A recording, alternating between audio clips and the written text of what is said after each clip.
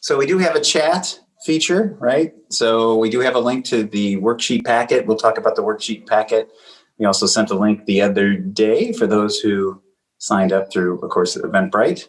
So hopefully you have an opportunity to download that, to make a copy of it. We will, of course, talk about it shortly. So good. So we're going to give this a little bit more time. I think we're going to give it how long do you want to give it, Randy? Let's start at 5 after. So we've got 5 minutes for everybody. A couple of the features you might want to be aware of. There is a Q&A feature. You should be able to use it to ask questions. You can also use the chat. We're informal here. It's not like we have to use the formal Q&A mechanism for this. Right. We are happy to do it. Usually when we do this talk, it's actually usually done at Carnegie Hall, and we dearly miss coming out there and seeing everybody actually interacting with the audience as we go. We know that the online format tends to be a little more one way, but feel free to put questions in during it. We're going to keep an eye on it and answer questions along the way. We also have a tradition of getting kicked out of Carnegie Hall. We've done it 3 years in a row. And since we can't be here this year, we can at least do the same thing, which is we usually hang around and chat with people afterwards. And then they kick us out into the street. Every time we've ran out of time there.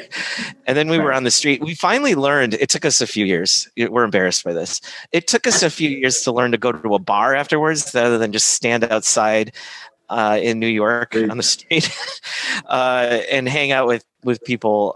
It's a little more comfortable that way. We always meet the most interesting people who are in the middle of different points in their music career. We love answering specific questions that people have about what you're trying to do and anything related to the material that we have. What we have is very practical. It's the kind of stuff that you're going to be able to use immediately. It's steps that are so within your reach, you're going to be able to click on a link and actually start opening up new income sources for yourself. We'll talk about how to do it, but we understand that it's not always clear unless you ask some questions about how to handle this kind of thing. One of the key things to do right now, while you're doing this, hey, representing from Carnegie, yes, we miss you too. We miss you too so much. Is that Jason has pasted in a link to the worksheet. We created it as a Google worksheet that you can download as a spreadsheet for yourself, or you can just make a copy if you happen to have Google Docs. This spreadsheet is bigger than the presentation. We give 4-hour workshops. This one's like an hour and a half with a Q&A. So that means that some of the tabs are things that we can't even cover, but it will expand your music business. It also helps keep you organized. One of the key things about this packet that you're going to have is you're going to realize, oh, crap, there's a couple of cells here that I haven't filled in yet because I haven't created this kind of merch yet, or I haven't done this kind of music release yet. It will let you keep track of what you have next in your music career and stay organized. It's actually how Jason and I stay organized. It's even how we often consult with people when we work with. So we're just going to give it a couple more minutes to have people join. Let's there's the worksheet. Please go to the chat right now. If you've never seen it, you can hover over more and then chat is usually how it works on this type of thing on your bar at the top. And when you do that, click on the worksheet. There's 2 ways to do it. I'll actually demonstrate this during the talk, but let me jump out of it right now and show you. Yeah. This is what you see when you get to the packet. And there's 2 file menus. That's a little confusing. There's one at the top. The one under NYMMEP, MMWM, which stands for Making Money with Music, that's the one you want. And you can either go File, Make a Copy, or File, Download Microsoft Excel if you're on a desktop of some sort, and you can download it for yourself and bring it to your thing. Okay. We just had somebody, if you just joined, you don't see the previous messages, including the worksheet. So we'll just keep pasting it in. Yeah, We'll I'll do that. we'll spam it. Sorry, we're spamming it for those of you who already have it, but we want to make sure that everyone has a chance to get the worksheet.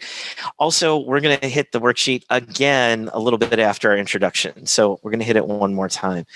Yep. To get any people who arrive late. Sounds good. Okay. So we're recording. Kick it off? Everything's live. Let's kick it off. Thanks everybody for joining. Jason, let me fire up our deck. Okay. So everybody can see what's going on. It helps to start with the beginning. Can you see the screen? Yes, we can see the screen, Randy, which is good. Okay, so a couple things. So just to get just some things out of the way, I am Jason. That's Randy. Randy is the other. You could tell us apart because he's in the blue shirt and I'm in the blue shirt. Well, he's in the blue shirt too. He's at home and I'm in an undisclosed location. To be fair, this works a little better as a webinar because the little name underneath mine actually says Randy Chertkow, and the name underneath yours says Jason Feehan. That's right. We're not used to that. That's no, incredible. I would do that in real life if I could have like a little floating thing next to me, but yeah.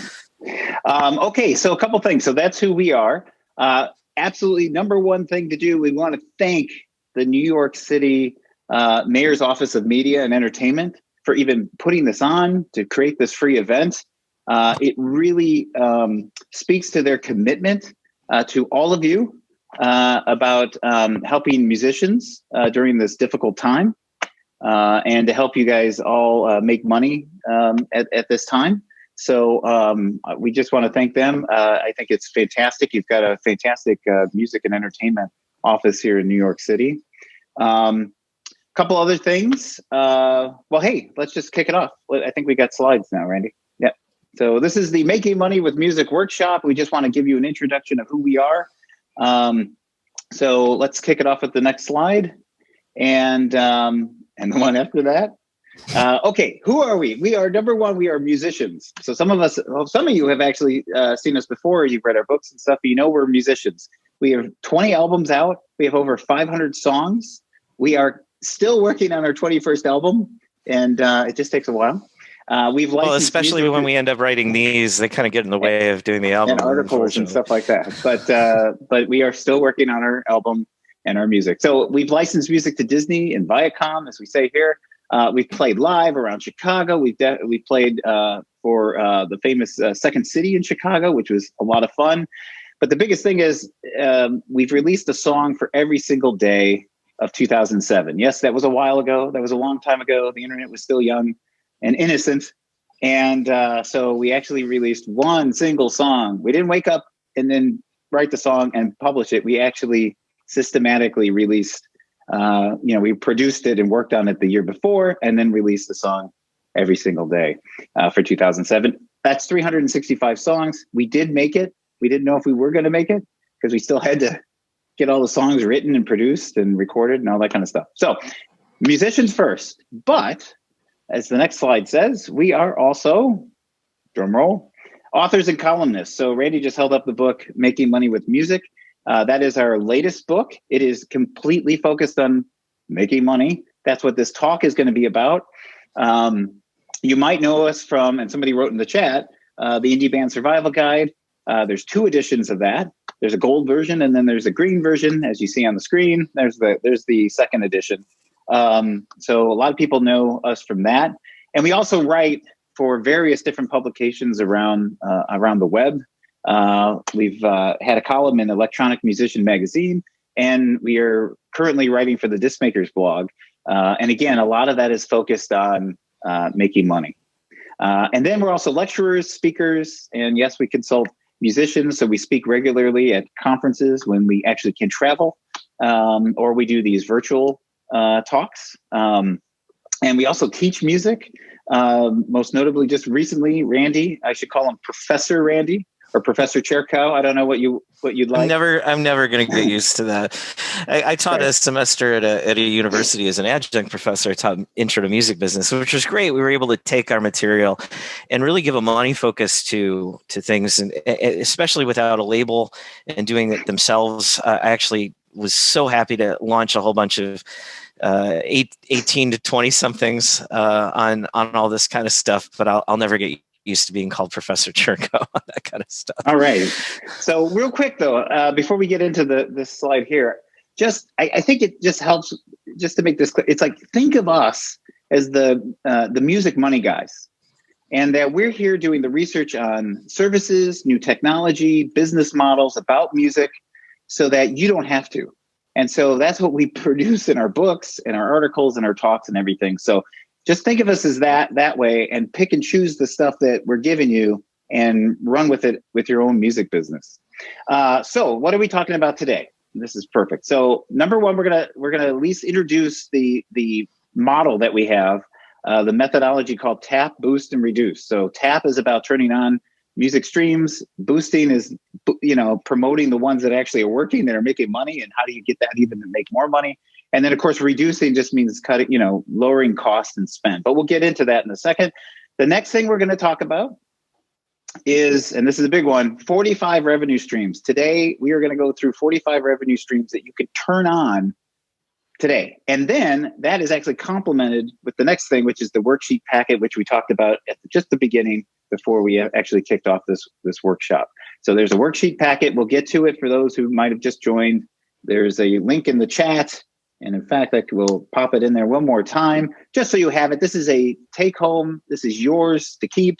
And we'll get through it as we go through this talk. And lastly, we're going to touch on the fact of, like, how do you bring a lot of this stuff all together, pull it all together with what we call a release strategy. And so we'll talk about that just to make sure that you can keep fans hooked on your music. And then we're going to have a Q&A afterwards, as Randy said at the preamble. So there's a Q&A feature, there's the chat. And so stick around after our talk, after the workshop. And we'll probably turn on people's mics. We'll probably turn on microphones so that you can talk directly with us. Yeah. So we just want to stay after. We're going to imitate what we usually do when we're out in New York, where we stay after and then finally get kicked out of Carnegie, not because we're rowdy, but because they want us out of the building. Because we ran out of time. That here virtually. So okay. So that should Randy, you want to take it away? Yeah. Let me take it from here. I want to talk about the question that we get asked most often since our very first book. We've got 4 books now. And since our first book, when we gave talks and traveled around, people would always ask us, how do I make money with music? And interestingly, that was weaved into a whole lot of other things that people did, but we wanted to actually make it straightforward for people to understand. So we actually boiled it down to one mathematical formula. I know that some musicians love math, but some musicians don't like math so much. But this is the only one we're going to have, and trust me, this is a pretty simple formula. You're going to be able to deal with it. It's just what you make minus what you spend is what you keep, right? I don't care how much you make. If you spend more than you make, you're not going to take home anything. And so the interesting thing is, it's actually about building more ways to make money with music. It's about spending less on it, and it's about then taking home as much as you can. Now, we often have a system or section at the end of a lot of these talks that we give that's about starting a music business for $0. We had to cut some things out. And sorry, we can't do this. If you want to ask us for that in the Q&A later, we're actually happy to cover some of those ideas at the end. It's also in our book and a number of articles that we've written. Today, we're focused on actually giving you more ways to make money with music. So it's the first part of the equation. We love asking this in person, but we're doing a webinar, so it's hard to make this interactive. So how many ways are there to make money for musicians today? And very often, go ahead, Jason. What do you think? I was going to say, as the audience, it's usually 3. There are 3 ways. 3 ways. So that's it. So we can play live, we get products and merch, and then you do some music sales and streams, and you get like this tiny little bit from each stream that somebody does, which is true, except that it's off by a factor of about 100. We've cataloged over 300 revenue streams for musicians, and we've been doing this research for many, many years. Part of it was triggered by study that was done by the Future of Music Coalition. And this was all the way back, I think it was 2009, 2010. They actually kept releasing updated versions, and they had 50 ways to make money with music. And I learned something, although some of the income streams were impractical. Like if you were a music artist since before 1978, there's a special fund you can get, but you have to have been an artist before 1978. But what we realized is that, wait a minute, I just came up with a 51st and a 52nd. And we also found all these other income streams that frankly, any creative person could use. Right. So we're talking about things like affiliate sales, which we'll talk about, and how to do that. Lots of marketing, lots of merchandise income streams, things like that. In fact, if you break it up at a high level, we've categorized those 300. I think we're at 318 as of today. I always love saying the exact amount that we're at. Something like 318, 319 income streams. You can categorize them under this group of this list that you see right here. The ones that most people focus on if they're live musicians is just the first one. They do live shows, maybe they sell some merchandise at it, but then unfortunately they miss out on royalties and licensing and all these others. In fact, usually when we show this to people, they actually start thinking along the lines of, wait a minute, I actually can come up with ideas in each of these. Don't worry, the 45 income streams we're about to cover all fit within these, and we'll be giving you the ones that are most within reach for almost every musician, almost everybody that can do this. And the question that we often get is, well, what kind of approach can I take to get a hold of? That's a lot of income streams. So let's break it down and make it a little more straightforward to it. It always starts by thinking about, first of all, what income streams do you have today? If you have not made a list of the current ways that you make money with your music today, that's something that you should start with. Because if you don't know, you can't go, basically. So you need to find out what's there, and you need to find out what's working and what isn't working. Once you have your list and you're tracking it on a regular basis, you can actually determine which of these income streams you want to add. From a boost standpoint, and this is where a lot of people like to start, they actually start trying to get more fans and everything. That doesn't help you until you have the ways to make money. You grow it based on basically the ones that are working. And then you grow your audience and sales demand. And finally, reduce. And the reduce has partly to do with looking at the list of ways that you have to make money with music right now. But it also has to do with making little bets or little experiments. You have three resources that are very, very limited as musicians. We have time, money, and energy. And if the things that you're trying cost a lot of any one of those three things and you have a very limited amount of it, you're going to have a hard time. The thing to do is to come up with little ideas and things to try that actually are very easy to do, and you could see if it succeeds and fails. We actually, Jason, didn't we write an article about this called How to Fail at the Music Business? I think we successfully told people how to fail at the music business, and it actually had to do with these little experiments and things like that. The key thing to know is that promotion alone won't make you money. We see a lot of books that talk about promotion first. Promotion's really important. But what people forget is what you are promoting is something that will actually make you money. We actually have to ask you to kind of take off your musician hat for a little bit and put on your business hat. And that is to say, now those of you who don't have managers or are not managers, you might be managing other people, love to see people doing this, is you need to act as your own manager and always ask the question, how does this make me money? Once you have that answer, how it makes you money, now you know what to promote. This actually makes it really easy for you to do everything, like create a website, for example. Every page of the website should lead people to do something that actually makes you money on the other side of it. It's not just to dispense information. It's totally fine, by the way. We have no problem with musicians that want to go out there and just share their music with the world. In fact, Jason and I have a goal behind this organization that we created behind this, which is to help bring more music into the world. And the way that we're doing it is to help musicians make more money at it, because that's what allows you to continue to sustain it. But if you have the means and you just want to release your music, no problem. What we're going to be talking about is the things that aren't just likes, because you can't buy lunch with likes. We're going to give you 45 revenue streams to tap and get into it. I just want to do a quick check. I saw that there was a Q&A. Is there any questions that we have before we jump in? So far they've all been pretty good. They're anticipating stuff that we're going to talk about, which is great. Okay, awesome. Looking forward to getting in. So let's talk about the 45 revenue streams to tap. Now, funny thing about this, we created this as a talk when we had a very, very compressed amount of time. We actually called the talk 45 revenue streams in 45 minutes. We are going to take a little bit longer than 1 minute per revenue stream on this, because a lot of these things are tied to the worksheet that we're about to bring up again for those of you who just joined, so that you can follow along and start adding things. We'll tell you how to do it. A few things about that. We're independent and impartial. We don't get paid to endorse any of the things that we're going to talk about, but we will be providing you with a lot of links, a lot of services that are out there. They are, based on our research, pretty good. We like them. We've spent the time for you.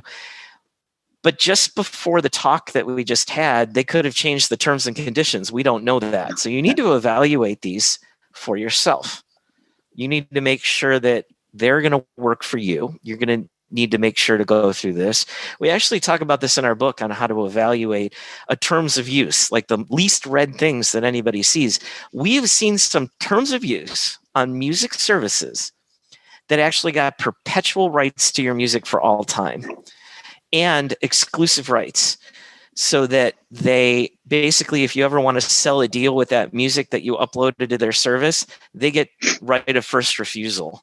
And they can say, no, it's us. We're going to do it because you did all the work in finding a licensing opportunity, but we get that opportunity. So you need to read it. It's actually really important for this. Here's where we're going to talk about the packet. We had just a whole bunch of people join since we just started. We know that people are always filtering in. So you're going to want to go to this. We're going to send the chat. We're going to send a link to it. So we just did it. Thanks, Jason. So go ahead and click on that. I'm going to show you what that looks like. This is a Google spreadsheet, which makes it very easy for those of you who already have Google, because you can go file, make a copy, and make a copy for yourself. This is actually locked down, so people aren't going to be filling in their own values for basically your tax ID. You don't want anyone else seeing that, of course. So you really want to make a copy of this. When you see this, you see how it goes file and make a copy, file. It always points to the file that's underneath the NYMMEP. That's the one you want to do. There might be one at the very top of your screen. That's too high up. So it's going to be file, make a copy, and then it will make a copy to your local Google account if you have one. If you don't, no problem. You go file, download Microsoft Excel, and then you just save it. Once you do this, you'll have it yourself. Let me take you on a very, very quick tour of this, because this spreadsheet is going to really, worksheet packet is actually really going to help you out going forward. We talk about all the items of your business that you need to get going. We won't have time to talk about this section. We do in some of our workshops. We also don't have time to talk about your team, but the main note that we give about your team is that if you're trying to do everything yourself, that does not equal do it yourself. Do it yourself doesn't mean do everything yourself, unless you really want to limit yourself. You actually should be getting people to help you out, or hiring people to help you out on online services. This is actually a subset of the teammates that you have in our book. We actually talk about 31, 32 roles that most labels have for you. The outsourcing services are the ones that we focus on here, so that brings it within your reach. We're going to talk about merch and merch mix and merch on demand in this, so I won't take you on a tour of these yet. Affiliates we'll talk about as well. Distribution we're going to cover. Advanced distribution we're going to cover. Royalties I think we cover first. Licensing we're going to cover. Patronage and crowdfunding we're going to cover. Patronage rewards, live streamed events, and the release strategy. So the good news is we're going to hit most of these tabs. You can fill this out with your own info and use this to kind of keep track of what you need to do. Each time you see an empty cell, that's probably a gap in your music business that you want to at least consider. So just want to make sure, ask questions. Jason can maybe type things to you if you have questions or if you have trouble with that. We tried to do this at Carnegie Hall before and ended up overwhelming the Wi-Fi. Sorry, Carnegie. But since everybody's on a webinar right now, hopefully you can do this. I think you'll find this very convenient because a lot of the links you see in this presentation are mirrored inside that packet. Plus, we actually have links to articles that are related to the topic. Right. So and again, if you're having, before you go, if you're having just some issues with the downloads and everything, we will go over it again at the end after the worksheet. After the workshop. And so just stick around and we'll go through that one more time just to help you if you're having a problem with downloading that worksheet packet. We'll make sure that you get it. Okay. All right, Randy. Sure. There's actually some questions in Q&A. We'll talk about Spotify and DistroKid, and they are examples of income streams. And why is the value of income stream broken up in so many places, and how can I capitalize on the success? Yeah. So in my case, I have lots of streams and 31.1 million streams. Well done. And I'm trying to create jobs with this, but I'm finding problems in the transparency of the royalty stream. That is a problem. One of the things about streams is that they're a very low income source. It's just one of them. So let's have you diversify into more that we're about to cover in these other income streams. We'll talk about that. Thank you for the questions. Please keep them coming during it. I tend to like to even drift into the audience. It's just we can't do that here. So we'll dive in. So we have a section of our book, and we actually have written many articles in many places out there called the 14 registrations you should do before you release your music into the world. We've got it down to a checklist. The idea is to register your songs for royalties before you try and get your music heard in the world. This is definitely an important thing to do. It's funny the reaction we get when we tell musicians this because they start panicking. 14 registrations. Which ones am I missing? Have I done all of them? I've run across a few musicians who said, oh yeah, I've got that all handled. I'm like, okay. The interesting thing is we've actually gone into every corner we can find to find the ones that really matter. We're going to cover them here. Out of the 14 registrations, we actually have 12 in our book because we compressed a couple of them into it, but we broke it out here to make it a little clearer. 2 of them are not here because they're copyright registrations to protect your music. The first 2 we like to cover is performance royalties as a songwriter and as a publisher. When your music is played on the radio or on television or in major venues, it generates royalties for you. And in order to collect those royalties, you need to register for a PRO, a performing rights organization that tracks those. And interestingly, they split the royalty into 50% to the songwriter and 50% to the publisher. If you've never heard of a publisher before, then you're your publisher. Congratulations, because no one else is doing it for you. If you have, you probably have run into this before and say, yeah, very few musicians nowadays actually work with professional publishers that we see. They often work with what's called administrative publishers, which we actually have links to coming up very soon. You'll find this on the royalties number 8 tab of the worksheet that you have of the packet. Just keep in mind that if you only register as a songwriter, you're only going to get 50% of the royalties. You want to do it both. Here's the beautiful thing. If you do this registration, it is good for your entire length of copyright, which is your entire life, your entire lifetime, plus another 70 years after you're gone. And you can actually sell those royalties, including all those those future royalties, if you want. It's an advanced income stream that we actually talk about this in the book a little bit as more of an advanced thing. The point being, you can't sell your income stream. You can't sell your royalties off and get like an advance on it if you're not generating it, and you can't generate it unless you register it. So you're going to want to register these. A lot of details to this that are covered in our book, but all you have to do for now is go to one of these 3 or the most likely ones you'll want to do, and you can handle that. There's a foreign performance royalties version of this.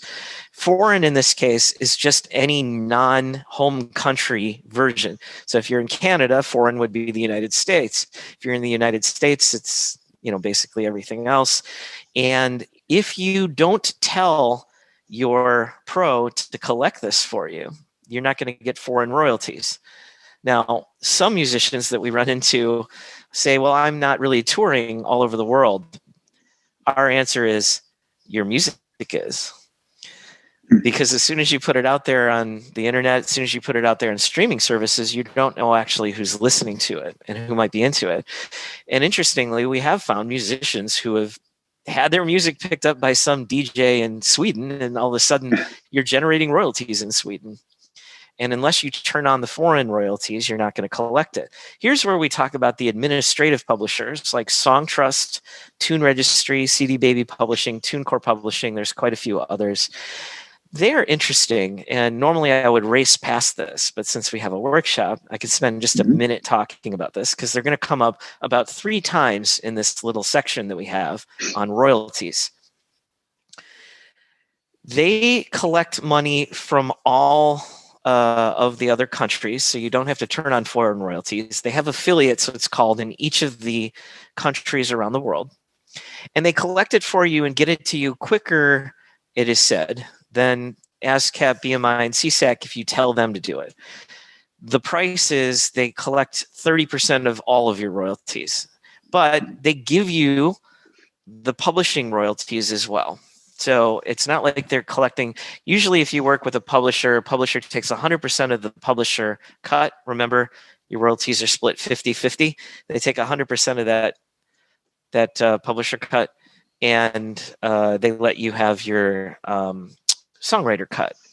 Well, in this case, they just take 30% of all of the money that you get, and they give you the rest of it. And so depending on how much foreign stuff or how much work you want to do for yourself, if you register yourself at ASCAP, BMI, and CSAC, it's a little bit of work. You have to register first as a songwriter, register first as a publisher. You might have to wait a couple weeks. Then you have to register every song after that. But again, once you've registered the song, it is registered for your lifetime. So sometimes we do get musicians that groan and complain, do I have to do this administrative work? Our answer is, can you do it once for your entire lifetime? Is that okay? Most people say, okay, I can do that. 1 week, I could spend 1 weekend registering songs so I can collect a lifetime of royalties. So you see, you want to do this before you release your music into the world and do all the hard work of trying to get it heard. Because the next thing is non-interactive streaming royalties as a sound recording owner and as a featured artist. In the United States, this is done at an organization called Sound Exchange. It is free to sign up for. That is to say, your favorite price in the world. Free. Cost you nothing. You can go there right now. We won't have a problem if you start using your computers and start typing away and go to Sound Exchange. It's also on the royalties tab of your spreadsheet. You can just click on the link. We made it really easy for you. Now, hopefully it makes sense why we did a little packet, make it simple for you to do it. Interestingly, if you do your own music and you are the performer and you actually own the music, which, by the way, in case you were wondering, you do, unless you've signed away the rights, all of you independent music owners are also, congratulations, sound recording owners, as well as featured artists. You sign up as both of these and you will get the full amount of royalties you can get for Sound Exchange. It pays you money whenever your music is non-interactively streamed. I'm happy to explain that in the Q&A. There's no time to go into all the technical differences of all this stuff. It's not relevant. Just keep in mind you have to do this if you want to collect that royalty. And then there's a foreign version of the non-interactive streaming royalties that you can do at Sound Exchange and just tell them, look, sign the international mandate and collect it for me. And they will do it on your behalf. If you don't sign this, they don't collect it. So you see why we split it out into a whole separate item to make it convenient for you. I have no doubt that some of you have questions in your mind, but the good news is understanding this is something that we cover in our book, in like a whole section that we talk about. Here's the statute behind this. Here's how this happened. Here's the history of it. Here's what it's doing. All you have to do is make sure you get this checklist done that we gave you, and you'll collect it, and you don't have to worry about any details of it. Yeah, I think that's the point to actually to push. It's like, yeah, lots of books will start talking about like, here's why this is, and in some ways we don't care. It's like, just follow these steps and then you can tap these royalties. Then you'll get the money sent to you. That's kind of our whole approach. Just follow the steps. Yeah, we care, and we explain it for the people who want to know. Well, yeah. The good news is whether you understand it or not, if you sign up, you'll collect it anyway. So yeah, that's the way to say it. Yeah. Our thought is you're all set if you know it. Yeah. So there's another kind of royalty called mechanical royalties, and this happens whenever someone does covers of your music. Is the easiest way to explain it. And in some other circumstances, like interestingly, there's a tiny royalty that's collected because there's a copy of your music sitting on the streaming services. So there's like this fraction of a cent you get because it's sitting on their servers. So each copy that someone makes of your music happens, and so. This is interactive and mechanical royalties that you get from it. This is also where like the Spotify's of the world pay you, and Apple Music. So this is for interactive when they can choose it. There's another royalty that comes up that if somebody uses your music on YouTube, they allow you to collect some of the royalties from ad share on YouTube. So you need to upload each sound recording to your Content ID digital rights service partner and register basically the information that you need to do it. And what will happen is they will basically scan the music and find any instances that they can find on it on the great wide world of YouTube. If your music is used underneath any of the videos out there, they will actually start making ads for it and collecting a portion of that for you. They don't affiliate with everybody. So YouTube Content ID and the link that you see here is something that you can register for. They tend to like to work only with labels, not directly with musicians. So if they say no and you're not eligible, you actually need to work with another partner that will collect it for you, like Audium, AdRev, Songtrust, Rumblefish. The other thing you can do is sometimes like DistroKid, which I saw a question of earlier, they actually have an extra service that you can add to start registering your music with AdShare. Sometimes they take a cut. Sometimes they actually have a fee to register it, but then you get all the money. You'll have to see what each of them do. There's different ways to do it, but this is yet another royalty to do. So this is the first 8 income streams all related to royalties that you need to put together. And feel free to ask questions about that. Now, I almost don't want to. You know what? Here's a couple of questions coming out that's relevant to this. How come YouTube AdShare does not like working with musicians? Unfortunately, there's an awful lot of services out there that don't like working with musicians. Well, there's too many of them. They're difficult customers. There's too many. Yeah, there's too many of them. It'll overwhelm them. Yeah. And it's really their choice is to do it. Now, a lot of them do it. Like Spotify also, well, they're finally starting to work directly with musicians. But a lot of these places like Apple wanted to let other organizations deal directly with the musicians, and they kind of do just business to business.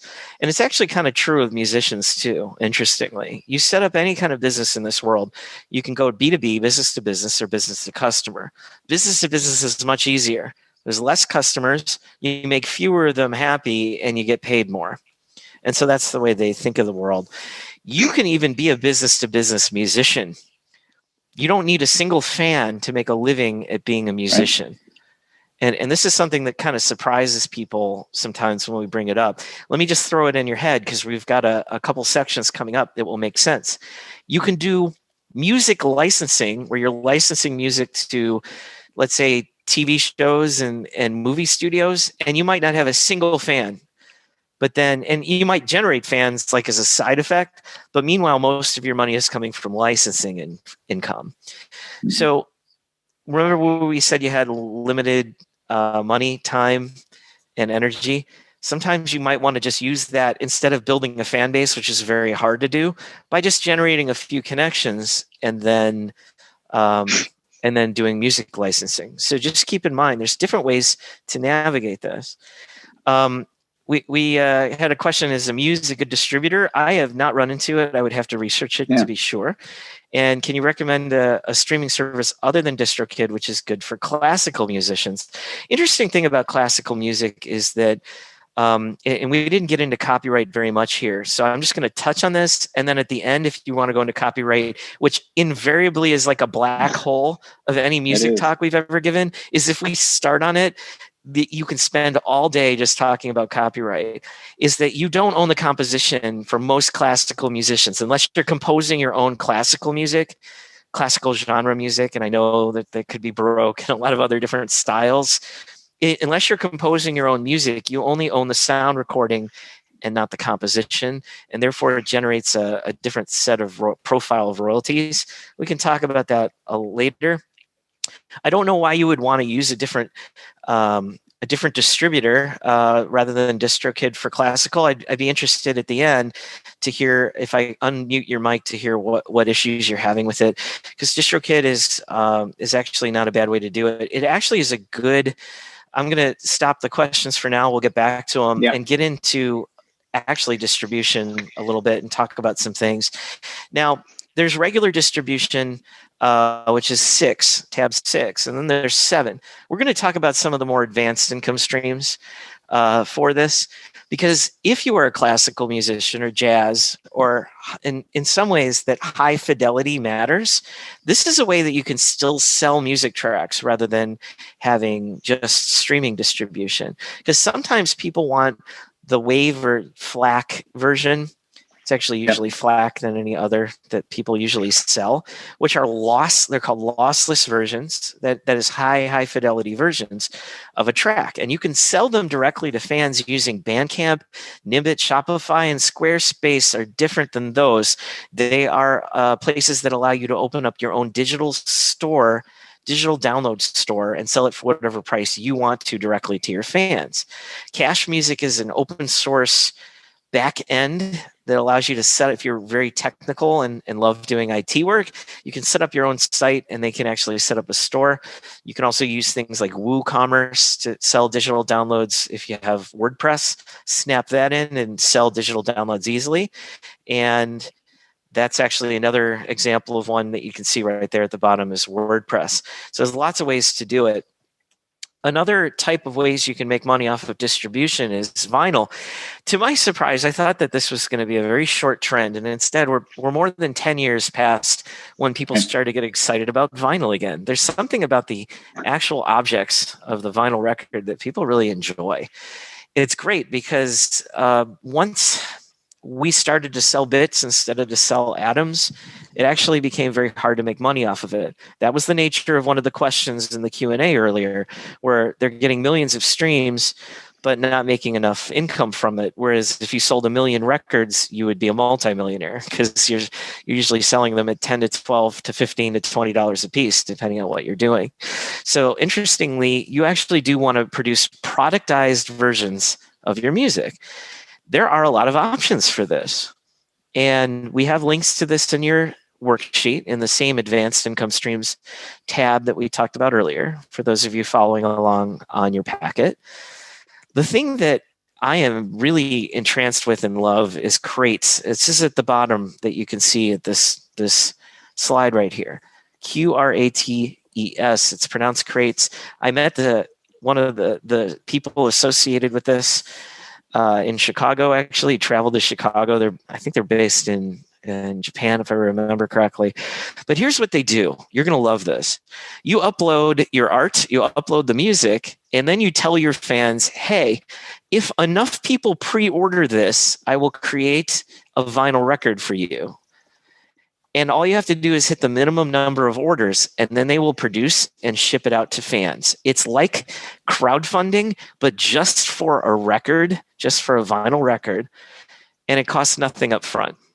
So you basically get a time, a number of weeks on it, or however you want to set it. You can promote it.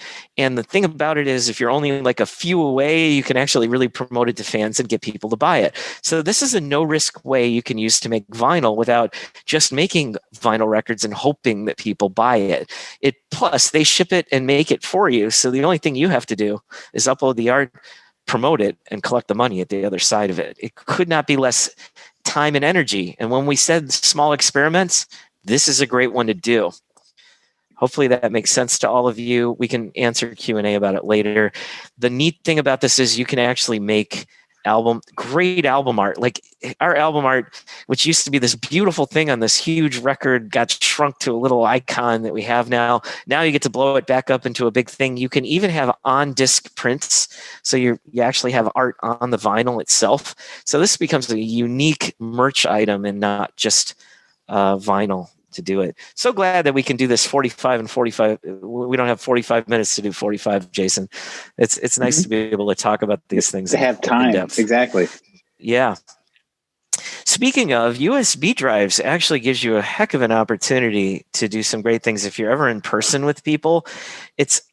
If you're in person with your fans in some way, which hopefully we can do safely at some point a year from now, maybe less than a year, depending on how quickly we get our vaccines distributed and everything calms down, they want to buy your music, and you don't want to just tell them stream it. You want to actually give them a special item. A USB is a great way to do it. They could plug that into their computer and download all kinds of stuff.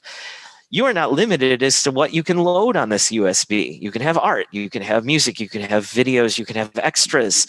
You can have songs that are not available on streaming, meaning that it becomes a special item. Some of the most successful campaigns that Jason and I have researched have come out of doing a special USB run. There was one of the more famous ones was by Flaming Lips. They did something called like a gummy skull. Go search on it. Those of you who are just looking at things later, search Gummy Skull and Flaming Lips, and they actually had an embedded USB in it. They sold out of these things. They were sold for like, how much were they sold for? Like 1,000? I don't know if it was like, it was something extensive, but they only made ridiculous so many. amount. They only made a handful of them, but they sold it for just a ton of money. And because it was limited edition, they did well. There was another band that did it, and it became like not just a USB, but it was a lifetime membership to all the future work that they did. And again, they sold it for like at least $100 each, if not more. And they sold a ton of them and made a lot of money up front. The nice thing is we actually recommend that you go and check out not just disc makers, but go to Custom USB. These links are available, by the way, on your worksheet, so you can click on it there. You don't have to read it here and type it in.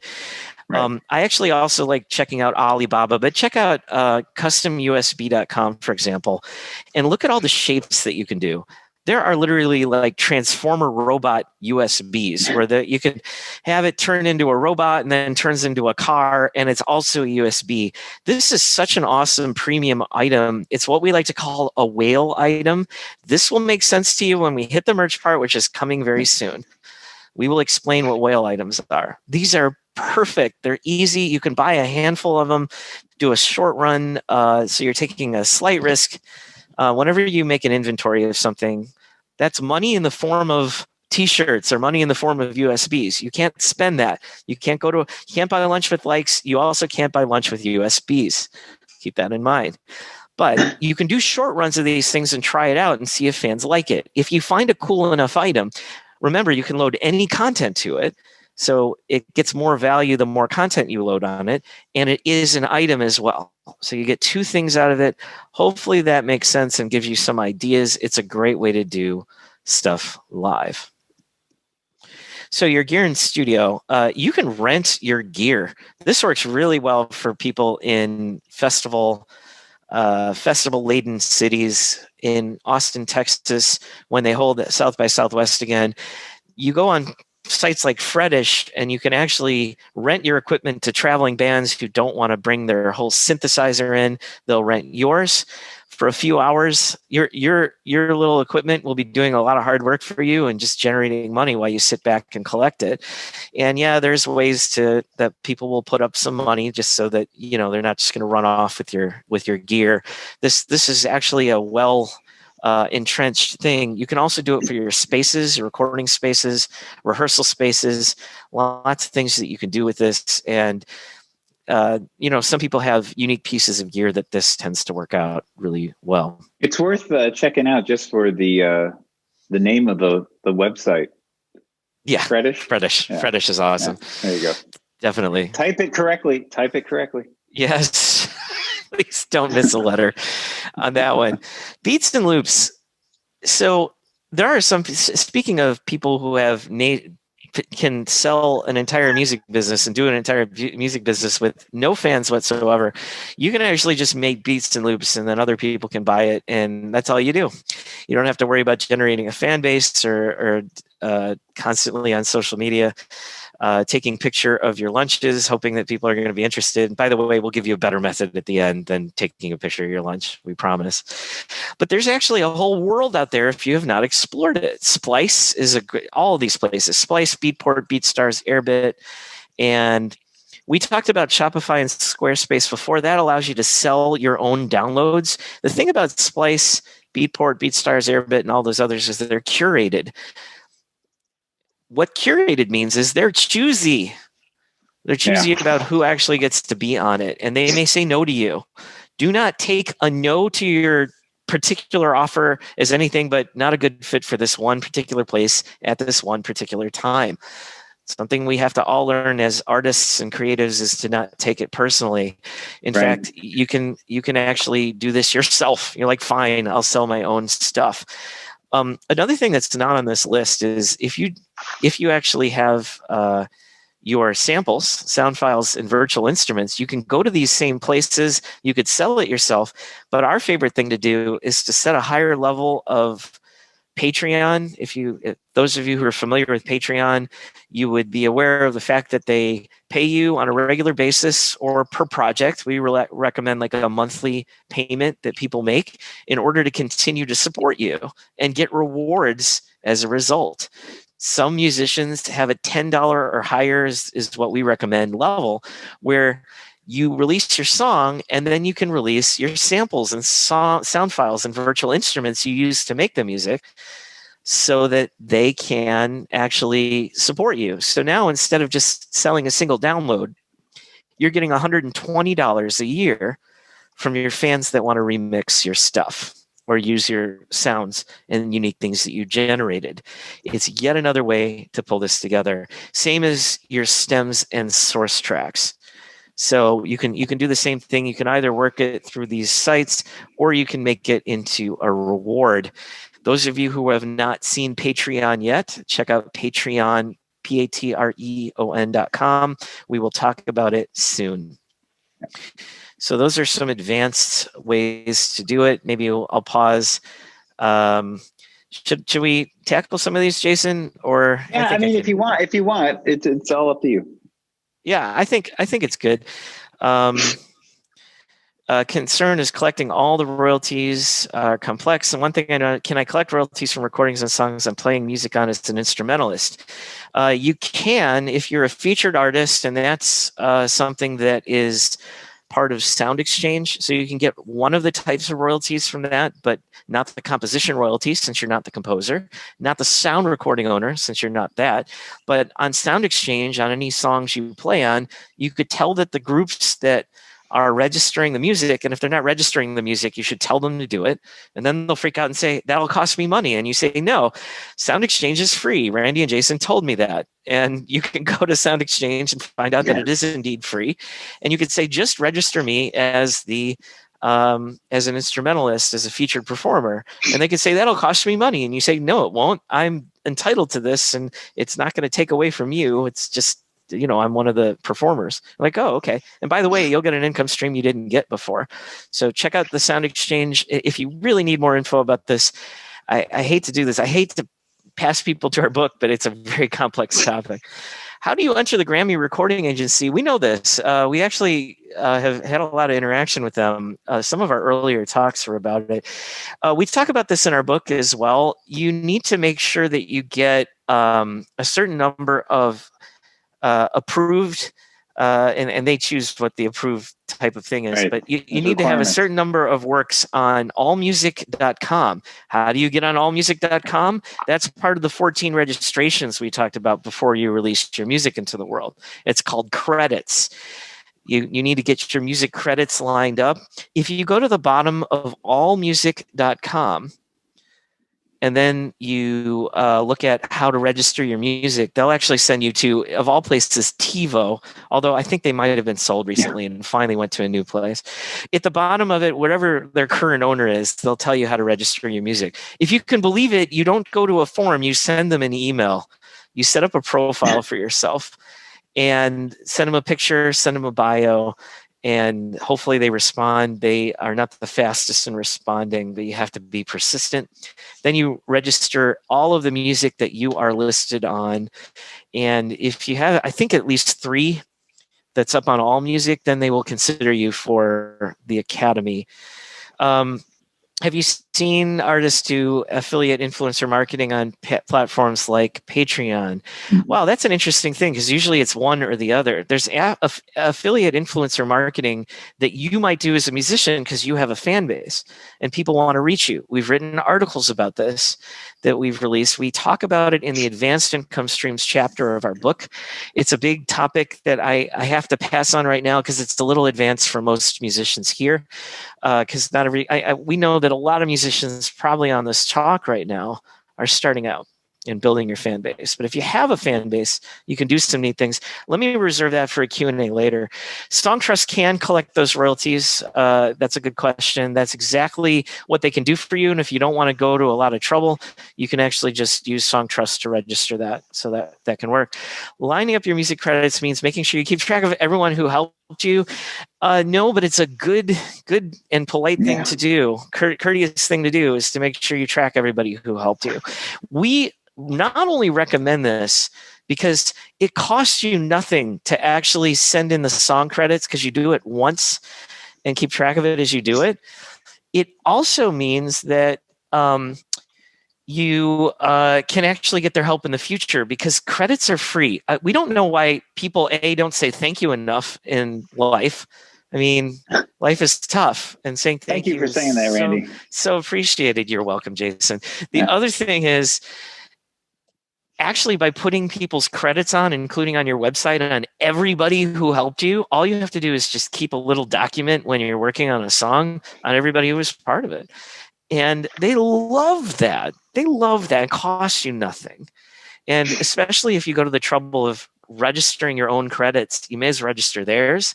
And then you show them their webpage, where not on your webpage, but on this big webpage like AllMusic and all of the other places that we have listed under the credits thing. We have a whole section of our book that lists all the credits places that are free to register for. You just have to take a little time. And again, like royalties, you register it once and it's out there in the world forever. It's actually a really good idea to do it. Let me move on and keep things rolling. And I like doing this, like hitting the Q&A in between the sections. So we'll keep that up. Of course, crowdfunding has changed the world in that fans can now support you directly. Kickstarter is the most famous. Indiegogo is very good for indie projects. There's a real difference between Kickstarter, Indiegogo, GoFundMe, and Artist Share. All these ones, they have different terms and conditions. They have different cuts. And some of them actually let you do partial projects so that you collect the money even if you didn't reach your goal. And some of them require you to reach your goal, like Kickstarter. The difference is if you do a partial project and then don't deliver on it because you didn't get enough money to do it, you're going to make a lot of people very angry. So you either have to cover the difference yourself with your own funds or any other means you have to do collect money. And so you just have to determine what's best for you. Doing a good Kickstarter and crowdfunding is beyond the scope of this. It just reminds you that it's possible. What we like better is recurring monthly income, though. And we have a section on Patreon in your worksheet. I can't remember what number it is. I don't want to close it and just check the tab, but look for patronage, the patronage tab. And we love things like this because it is, we have a part of our book that we talk about the difference between variable and consistent income and regular and irregular income. And like irregular might be, oh, I licensed something. That's awesome. I made a lot of money, but you might not license things on a regular basis. Or you might play live. Passive. The other thing is whether it's passive or active. Right. That's actually the technical term for it. But just so you know, the passive thing is the good thing. It's not the active thing. It's not the active thing is bad, but you can make money sitting on your couch for passive income. That's royalties. Like your music is getting played by a DJ in Sweden and you get royalties for it, and you didn't have to do anything but register the song once in your entire lifetime, and it's collecting it for you. Somebody heard about it, so maybe you did a campaign to get your music heard, but then it spread, and now it's doing the work for you and collecting money for you. So passive income is awesome. Patronage allows people to pay you on a monthly basis and support you. Well, you should be releasing stuff on a regular basis to make them happy, but you don't get paid for the release. You get paid every month, and they're happy with the stuff that you do, and you're releasing stuff anyway. So in a lot of ways, this is passive, consistent income. It's actually, once you get used to how much you make from your fans from this platform or from patronage platforms on a regular basis, this is the kind of thing you could pay your rent with and feel very confident in, because it usually only changes a little bit down or a little bit up. And if you're constantly putting stuff out there that people really want as rewards, which Jason and I spend a lot of time thinking about this. We actually give you a lot of examples of rewards on that tab of the spreadsheet. Our next project is deeply, deeply involved in patronage and has many different cool rewards that people are going to get that we keep releasing, saying, hey, here's the free thing, and you can get the cool thing. You can get the cool thing. Keep doing it on a constant basis, and people are eventually going to say, fine, I'll throw you $5 a month to get the cool thing that I can't get otherwise. And next thing you know, you're making $60 a year from each of the fans that you have. And next thing you know from that, you have like 1,000 fans. There was an article a long time ago called 1,000 True Fans. And so that's all you need to do to start making a living. I actually vehemently disagreed with that article, because I'm like, okay, great. They bought an album from you once. Who cares if you have 1,000 true fans if you're not, they don't buy it the next year. But with Patreon, if you have 1,000 people supporting you and you're doing it at least $1 a month, you're making $1,000 a month from them. But usually people tend to contribute at $5 or $10. Now we're talking about thousands of dollars a month that you're making from your fans. You're making them happy. They're making you happy. And no streaming platform is taking a huge cut and giving you a pittance just because they listened to one track of yours once. So this starts to answer the question that people had earlier, which is, how do I make money? The streaming platform's doing great. You need to have extras that are not available on streaming that people can get. And you need to have a direct communication method with your fans. We will talk about this at the end of the talk. We will cover that. Donations and tips. You can always ask people for money directly. This is the kind of stuff that you want to have in place. Now, not everybody likes holding out a hat or a tip jar. We understand that. That's something that sometimes turns off fans, but it's great if you do streaming concerts. If you do streaming concerts, we're going to talk about this in a little bit. We're going to reprise this tips part. We're actually going to have some really good ideas that you can do so that people are supporting you because they're watching you live stream. And QR codes are really cool. I have to defer to our book in this case because it's kind of a more complicated topic, but you can create codes so that people can just point their phone camera at it and get to a website. It works out really well. So let's talk about licensing a little bit. We found licensing a fascinating topic to research. And we actually pitched this as an article idea at Electronic Musician a number of years ago.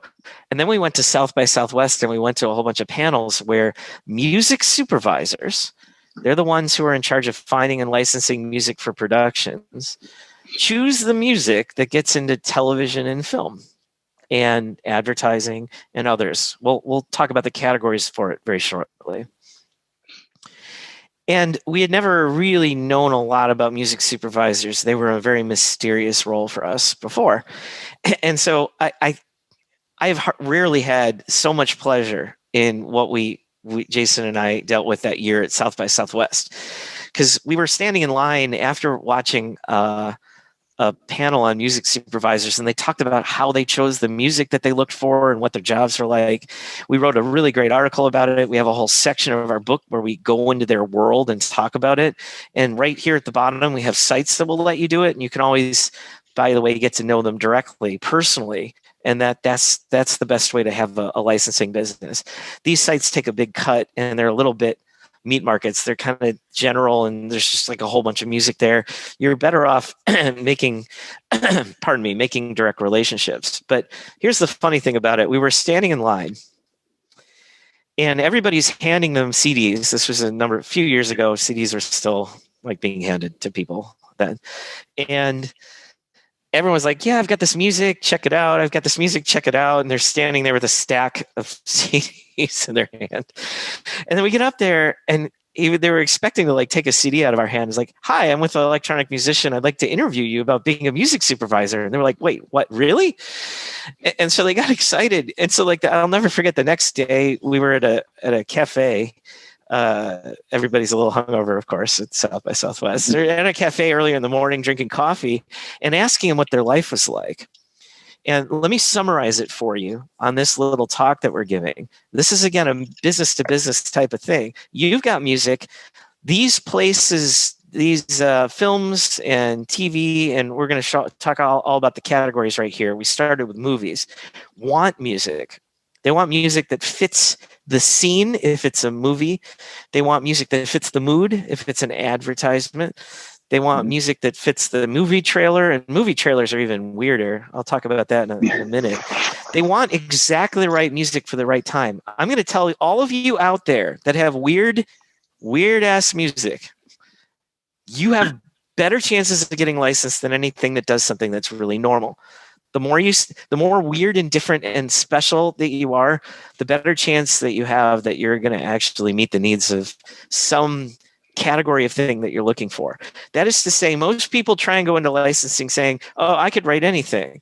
They don't want people that can write everything. They want the best person writing jazz, the best person writing whatever the kind of music is. But if your music is really different, you actually have a better chance of getting licensed. And Jason and the other thing that we learned, Jason and I learned, is that the song we licensed to Disney is one of our least favorite songs that we ever wrote in our lives. I mean, but that's the one that fit them exactly what they wanted for an advertising campaign. So we're not going to judge. We'll let them pay us. But it's like we almost dropped the song off the album, folks. I'm serious.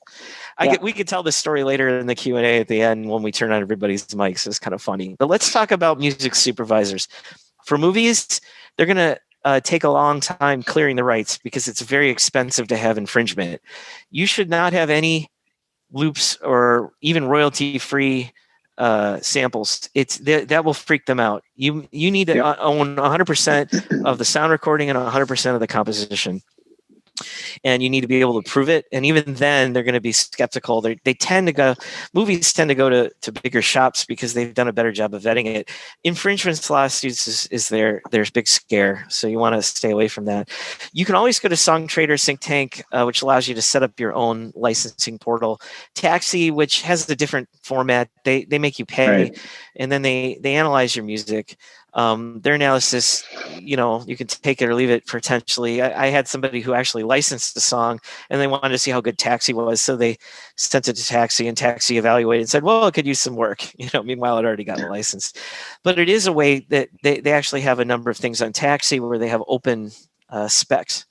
Jingle Punks, which of course is more advertising, Audio Sparks, check these out. These are links in the tab related to licensing.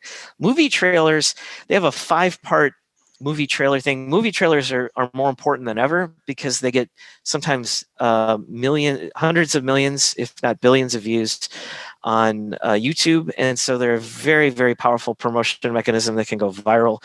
And so they're looking for snippets of songs. So if you don't want to have your song chopped up into little bits just so they can find what they want, don't license it to movie trailers. If you don't care and you just want to get paid because you make music and you're happy to provide a creative output, they want your stems and everything else. We talk about this more in our book and go into detail what you should do. Television's very fast cycles. When they're looking for your music, they're usually on a tight time frame. So be ready to act quickly and give them what they need. You need to be able to have audio down versions of what you're doing, because if they're doing a love scene, they don't need the lyrics getting in the way of the talking and whatever else they're doing. So keep in mind, you might have to provide other mixes. And advertising, again, they may chop it up into little pieces. They actually want to catch a vibe. So if you have a particular audience that loves your music, that audience, if they're advertising to that audience, they want to actually match that one for one. So that's how to do it. And of course, there's apps, video games, VR, lots of other things. Yeah. That's the only one that has a different one. Song Lily doesn't accept everybody. They're more major artists, but you can still reach out to them. You never know. They may accept it. And of course, you can always reach out. It's a very insular. Video games are a little more insular. There's tons and tons of indie games that want to use music for free because they have no money. And sometimes you can break in by doing that. The major game studios make more money than Hollywood. Video game industry is larger than Hollywood and has been for a long time, and therefore it's very locked up. It's harder to get into than you might think. But there's actually an indie game music conference. So there's a whole conference on music for video games. There's also video game conferences, and if you are a musician in a video game conference, you stand out. It's a really good way to connect to that. So let's check the QA a little bit. Yep. Music videos, how to monetize. Let's push that to a little later. So we'll hold that question till the appropriate time. We're going to talk. I don't know how much we talk about videos, but I might want to hold that to the end. Okay. It's not as related to what we got, but we'll make sure to cover you. How about a little on essential metadata? Yeah, we cover that. I have to push that to our book. There's I could spend a long time talking about that, but metadata is a great idea to make sure to cover. That said, metadata was more important when MP3s were the primary way people would send music around. Right. Now, nowadays, it's about the credits databases that we talked about previously, which we'll make sure to. I'll have to see. We might have an article on this that we can give out, but we have a whole section of our book where we go through every single credits database. They're all free to register for, and that's the thing to do. Would you recommend LinkedIn as a site to network with other musicians? Absolutely, especially business to business. Every musician should be using LinkedIn. Here's the method. Here's how you use LinkedIn, guys. And gals and everybody else. You go on LinkedIn, you create your profile, you make it music friendly, and then you find the people that you want to network to, and you just send them a connection request. And once they connect to you, you can then send them a direct message and saying, hey, thanks for linking to me. I have music and you're a music supervisor and I think you'll like my music. It's weird and it's very useful for the types of things you might do. It's amazing how often that trick works and how easy it works. I have people reaching out to me all the time, and Jason probably has the same thing from all kinds of people who want to make a business relationship with you. It's free. It just takes a little bit of time. It's such a good way to network, especially in the pandemic world that we're living in. It's not face-to-face, and it works very well.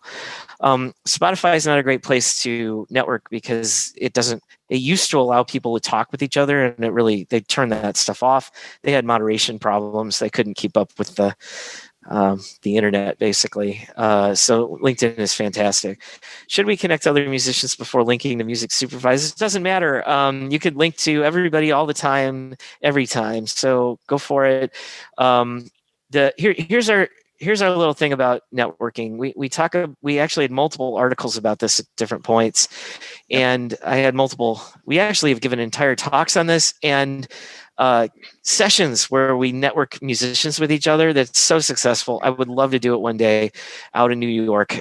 We unfortunately don't have time to do it now, but here's the short version. When you run into somebody and you want to get to know them on a networking basis, you actually ask the question, how can I help them? Which means you have to listen first. That's just the first skill you get is you ask, what are you doing? What is your current project? I like to call it roles and goals is the first part. It's like, what do you do? And what's your goal? What are you trying to work on right now? And then find ways to help them. And amazingly, once you help people, first of all, it's easier to mill around any kind of networking thing when you're actually interested in people, because it makes the evening a little easier to deal with. And it also is you'll never know who you run into. But then once you know what they want, if you help them somehow, then they will be inclined to help you. And it's just a much easier way to go about it. Most people don't do the opposite. They're like, how can you help me? Now, the flip side of it is when you go into networking, you actually should know what you need right now. Because it's amazing to us how often we've gotten things just because we've actually stated out there in the world, I need something. Jason, you want to really quickly tell the Burger King story? This is a late night, right? After the bars, and Yes. we were recording our first album. Yes. And we didn't have a trombone player. And I was like, what this song needs, and I'm in line trying to get my Whopper, right? Ready to take my order. And I'm sitting there talking out loud about how what this song needs is a trombone. We need a trombone on this thing. That would put it over the edge. And then the guy behind me tapped me and said, I play trombone. And I said, what? And he's like, yeah, I go to school here and I play trombone. And right there, phone numbers exchanged, got him in the studio like within a week. And he had a trombone, which is fantastic. Since that time, we got a trombone player, but he was absolutely great. That's all just talking out. At least we knew what we wanted. And then you kind of share into the world, and you ask people like, hey, do you know this? Whatever problem you have, you should actually try to circulate it with others and try to get everybody else's opinions on it. Get on your social media, they might too. Connect you. Yeah. And exactly. Social media is just one extension of that. This is before social media. This is when, being in line at a fast food place was, where you had to be. I was going to say one of the biggest things I think out of everything that we've talked about, this piece that Randy just said, that like the key to networking is being interested in people, in other people, is probably the hardest thing that we've now talked about in this whole thing. Yeah. That is hard to do. I agree. So let's dive into try to do it. Try to do it. No, it's when you find out what other people's projects are, it's great. Yeah. So now we're going to dive into merchandise. So what's the best way to create additional revenue? It's actually to have things to sell. Like this is actually a problem that a lot of musicians have, is that they run out of things to have people give them money for it. And you wonder why you're not making enough. And it's because you're not actually giving people enough opportunities to give you money for things.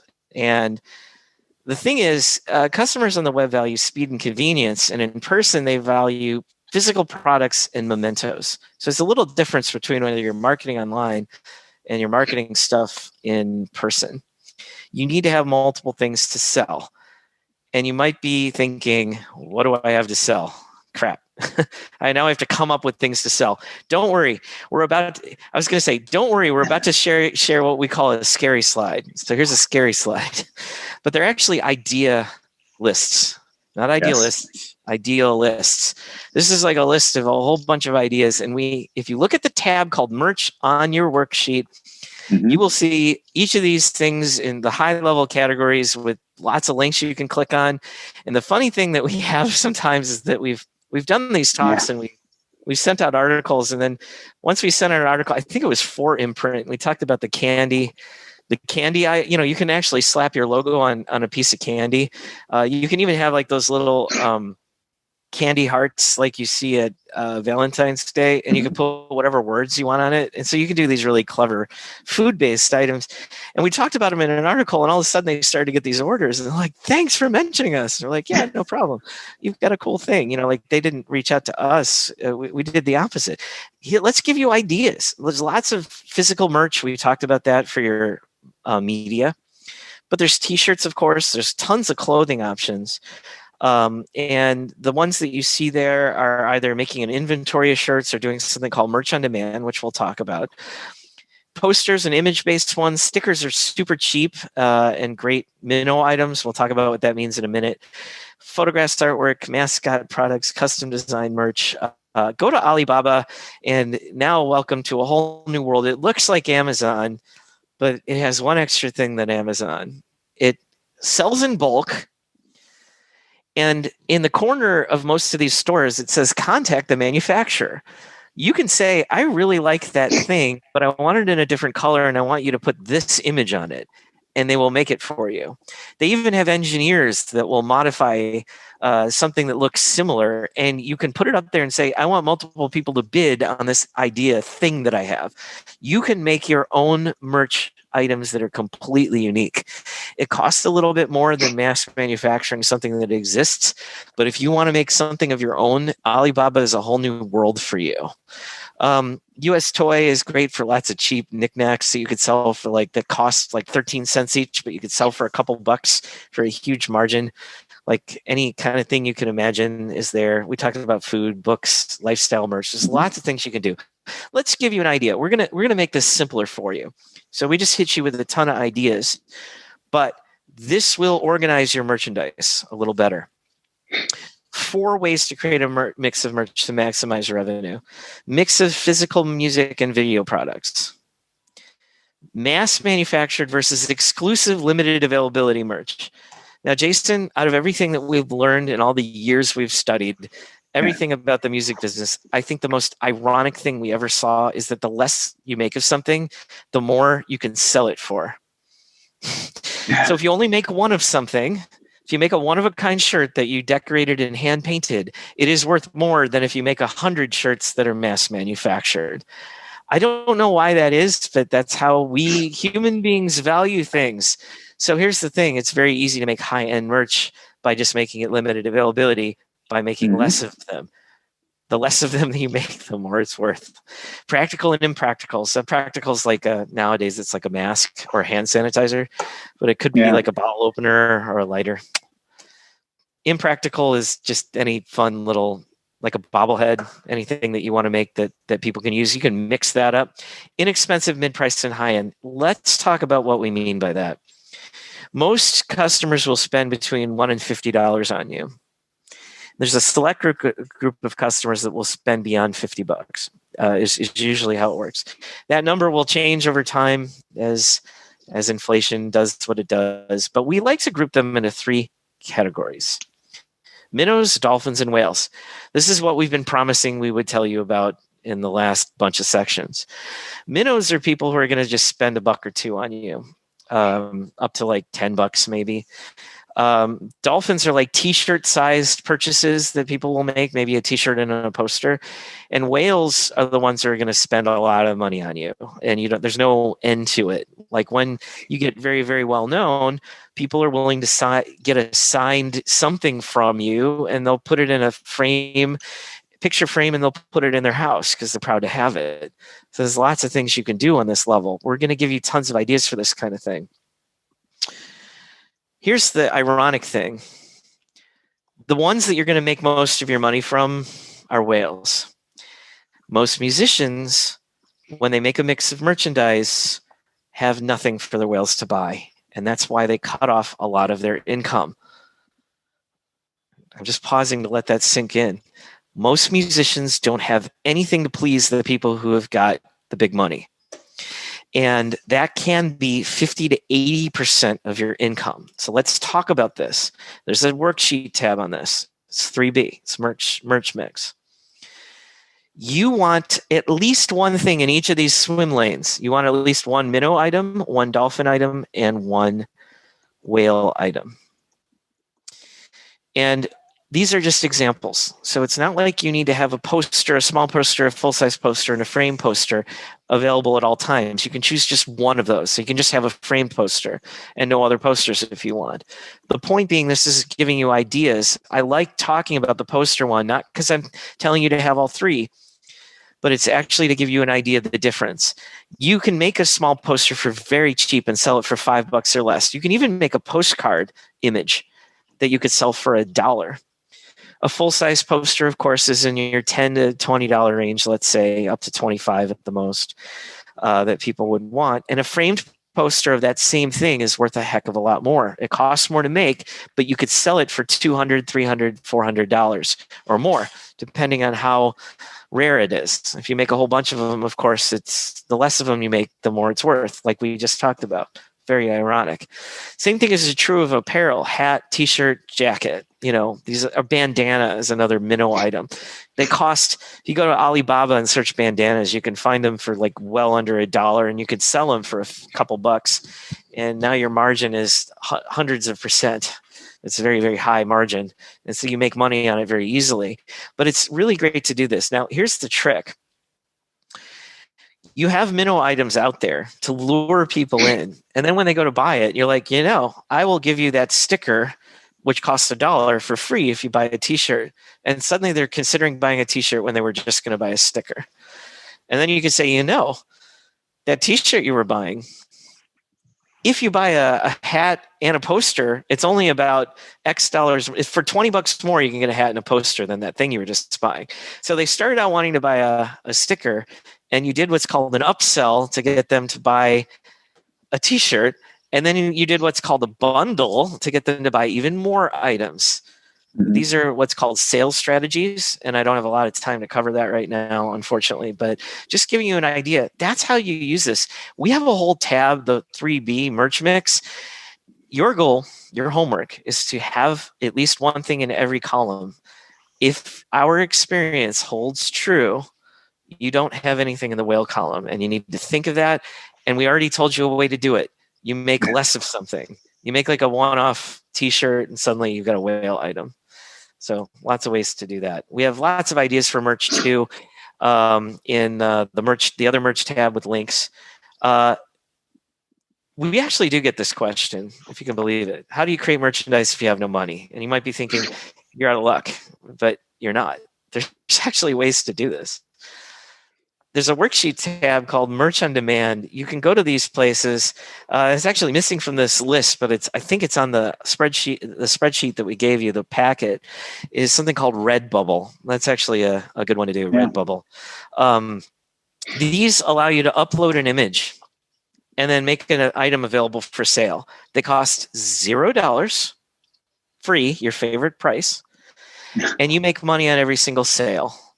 They will make the item when the customer orders the item, one at a time, which means that you get to try out merch items and find out what people want to buy before you make any. And it means that none of you, every single one here who's any association with a live artist right now, like an artist that's active, you have no excuse not to have merchandise for sale online because it costs you nothing.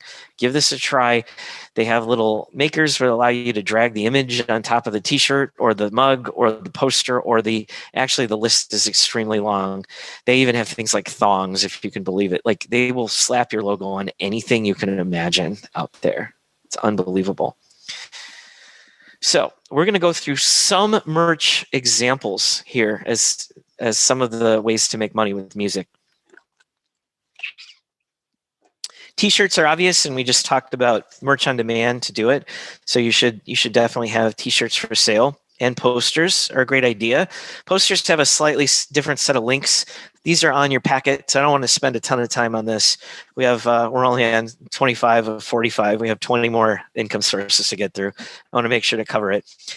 These can make very high quality. There's lots of options if you've never dug into this on making posters, whether it's glossy or matte, whether it's thick stock or thin. Lots of options. This is one way to do, rather than doing just framed, you can actually do high quality posters and sell it for more. Stickers are great because they're upsell items and they're minnow items. Check out Sticker Guy and Vistaprint. You can go to Zazzle and just print on demand it, and you can actually just make a few. You can actually do a print on demand order for yourself and buy just very few of them. Keep in mind the shipping costs are a lot, so we tend to like things like Sticker Guide, Sticker Mule, and some of these others instead. It's so cheap that if you ever do in-person stuff, you really should make stickers. Just keep in mind some venues have gotten to the point where they don't want you to anymore because then they got stickers everywhere in the bathrooms and they just are sick of trying to take it off. So keep in mind, you might not be able to sell it everywhere. Headwear is more expensive than you might think. they're not, and the margins are very low on them, surprisingly. So it's not necessarily the best item. But now we're going to have some fun. Smoking paraphernalia is something that you can indeed and in fact brand. So if you go to like smoke promos or snail papers, you can have your own rolling paper and stuff like that. It's fun. And we're not going to judge which kind of smoking products you might be angling towards. You can do whatever you want. Yeah. Nor are we apparel and endorsing clothing. Yes, yeah, we're not endorsing anything. We weren't there. You It's didn't hear just a from us. legitimate revenue stream. Completely legitimate and legal in many states. Apparel and clothing. So there's more options for apparel and clothing than we ever believed. We thought T-shirts, and we thought wrong, because if you go to DHgate, for example, and Alibaba, which should be on this list, we can add that too. You can buy mass manufactured, very cheap apparel items that you can have for sale. You will not believe the cost per item. Sometimes they're as low as like $1 or $2. And you could sell them for like $20, $15 to $20. The margin, that is to say, the difference between how much you sell it for and how much it costs, is massive. And so we highly recommend that you just check this out if it at all fits your persona. And just to give you an idea about what we mean by that, we knew an artist that played the steel pan. Steel pan is sometimes called like the drums that they play, and it's sort of like Caribbean music. He sold beachwear. It was such a great fit for what he did. And he actually teamed up with the beachwear manufacturer, and he sold beachwear as part of the items that he put together. Quite amazing mix. It fit perfectly.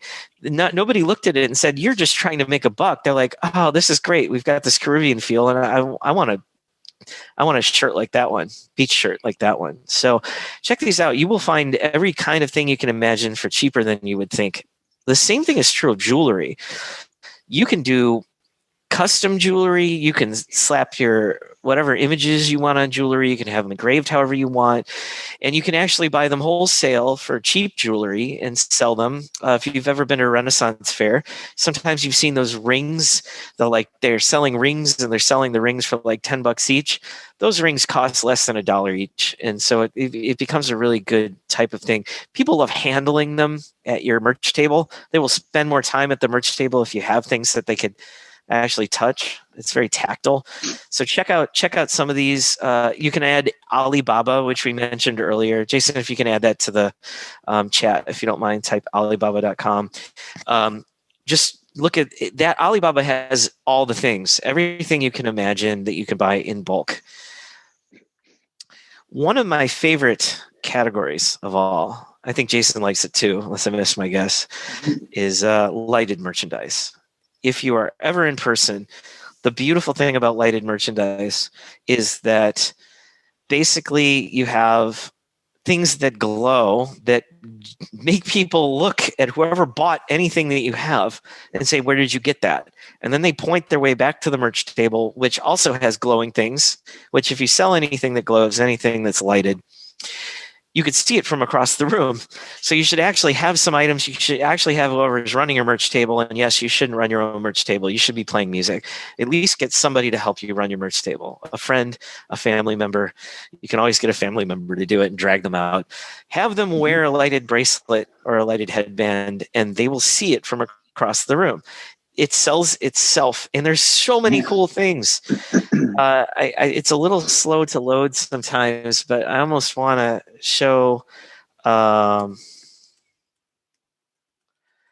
me see if I can get one of these things to come in. They often load as a little video, and you can see you can make T-shirts that actually are animated.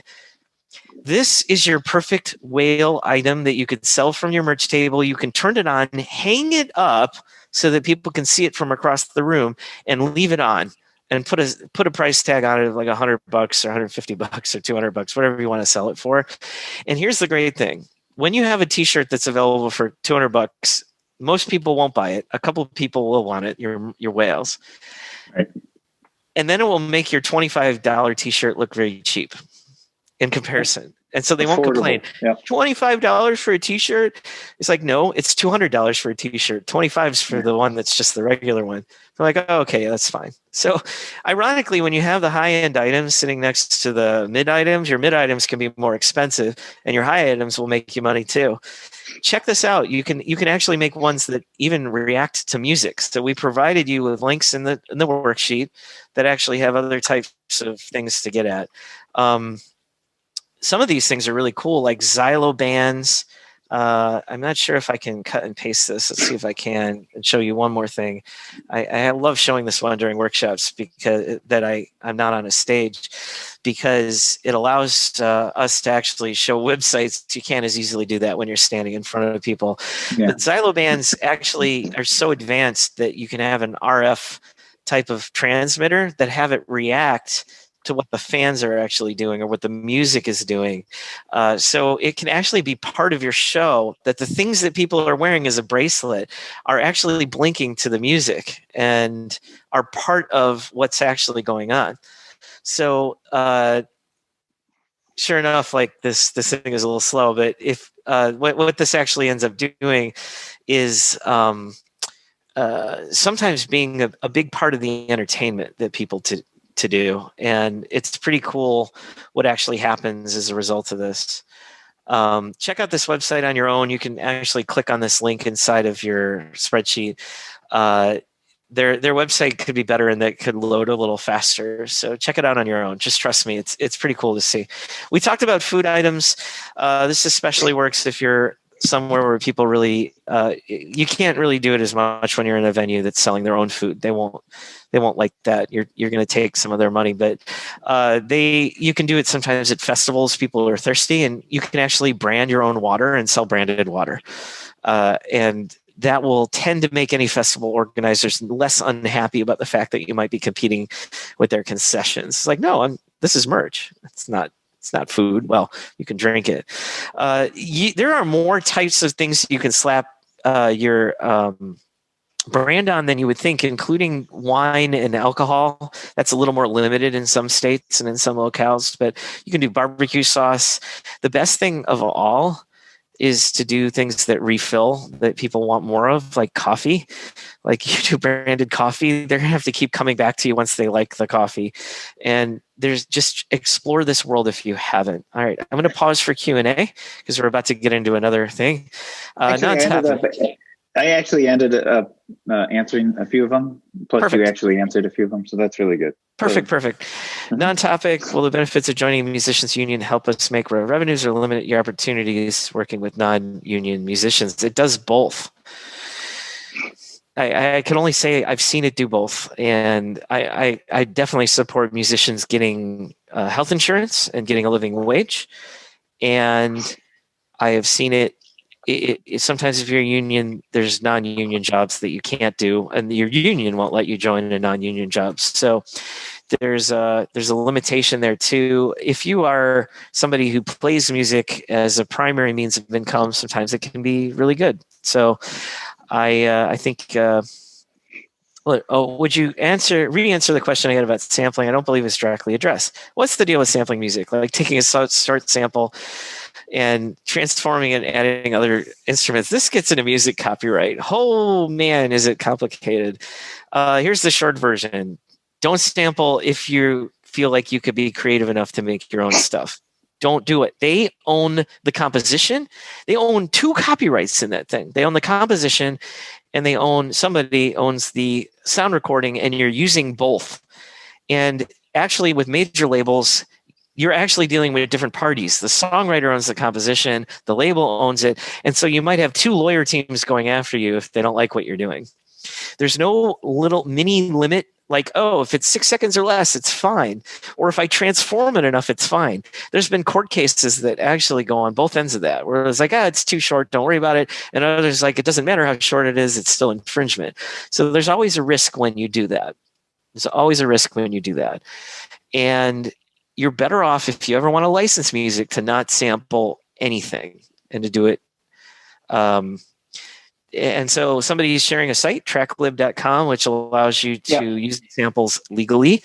That would be them licensing, giving you a license to use it. Make sure that the license is valid. It's still, even if you're legally using it, you will turn off anybody who does any kind of music licensing, like the ones we talked about earlier, music supervisors. They want you to own everything. They don't want you to know, oh, well, I cleared the rights. They've heard that before. They've been sued before, and they don't want to deal with it. So just so you know, like, as much as you might think someone gave you an official warrant and you have a little certificate, you're okay, they will not feel comfortable with that. So just know that the world is a ugly place when it comes to music infringement. So just keep in mind, you could do that. It may work out for you. You may have trouble licensing it, but you may be fine selling it and streaming it and all the rest. You might be fine on that kind of thing. It just depends on what kind of musician artist you are. I know some artists who are just singers and they like to use other people's beats and tracks and they don't make their own, and that's fine. In which case, maybe it's a composition that you do together. You just work that out. Hey, Randy, real quick. There's another one in the chat. Do you have access to the chat? I can read it out. It's just somebody who has a question about. I thought we'd do it at the end, but they want to answer. So I want to clarify if my aggregator is The Orchard. Okay. And they collect streaming royalties for me. They do not collect, for example, lyric royalties, which is one of the things that we had brought up. I can sign up for Harry Fox or another. Would that conflict with The Orchard? So maybe kind of a question. It depends on the contract that you sign with them. The Orchard is a little bit. Over the years, they've reached pretty hard into everything they think is their income stream. So you should work that out with them. The Orchard is not one of the more straightforward ones that we've heard of. Right. We've heard of people who've tangled with them and had more issues than others necessarily. And we don't like to talk down or up to anybody. It's just The Orchard in particular, I couldn't speak for. Royalties are, to get a full treatment, we have a whole talk on this, as you can imagine. And we give a background, and then we go beyond just the income streams that we gave you here, where it's just sign up and go. We actually talk about it, and let's leave that any further thing about that for Q&A at the end.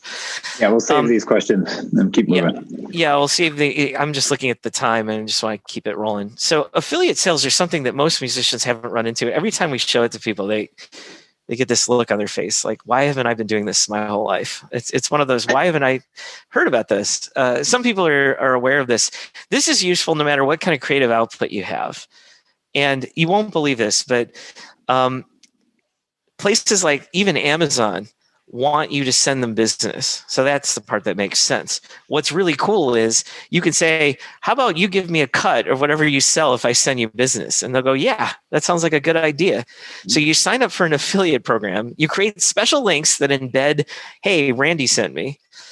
And then whenever somebody buys something that says Randy sent me on it, you'll get a cut. You'll actually get a cut of anything that they buy in that session. So like if you send them to your music and they're going to buy a 99-cent track and then they buy a big screen TV, you actually could get like a 5% cut of the big screen television.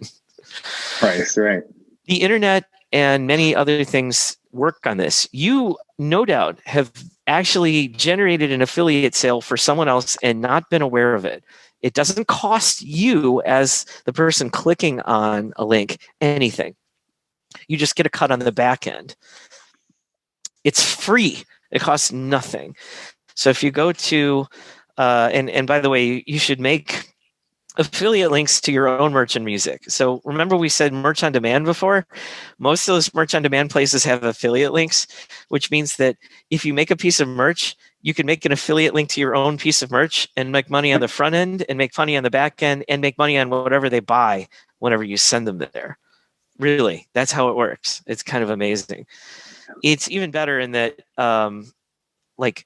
it's great about doing that. So here's how this works. Affiliate sales. We have a section of the worksheet for this. It's affiliates. It's tab number 5.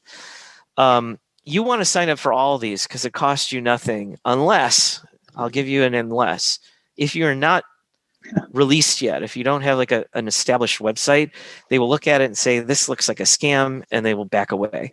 But if you have an established presence, they will admit you. Now, there's twists and turns to this.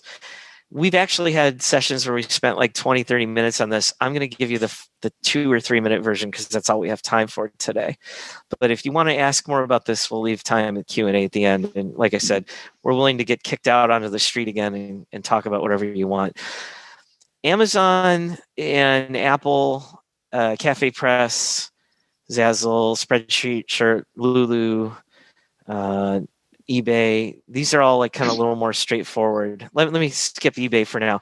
Most of these are straightforward. You sign up and then it gives you a special, like if you sign up for Amazon, it'll give you a special bar at the top that says, do you want to make an affiliate link out of this page? And you go, yeah. And it gives you a special link.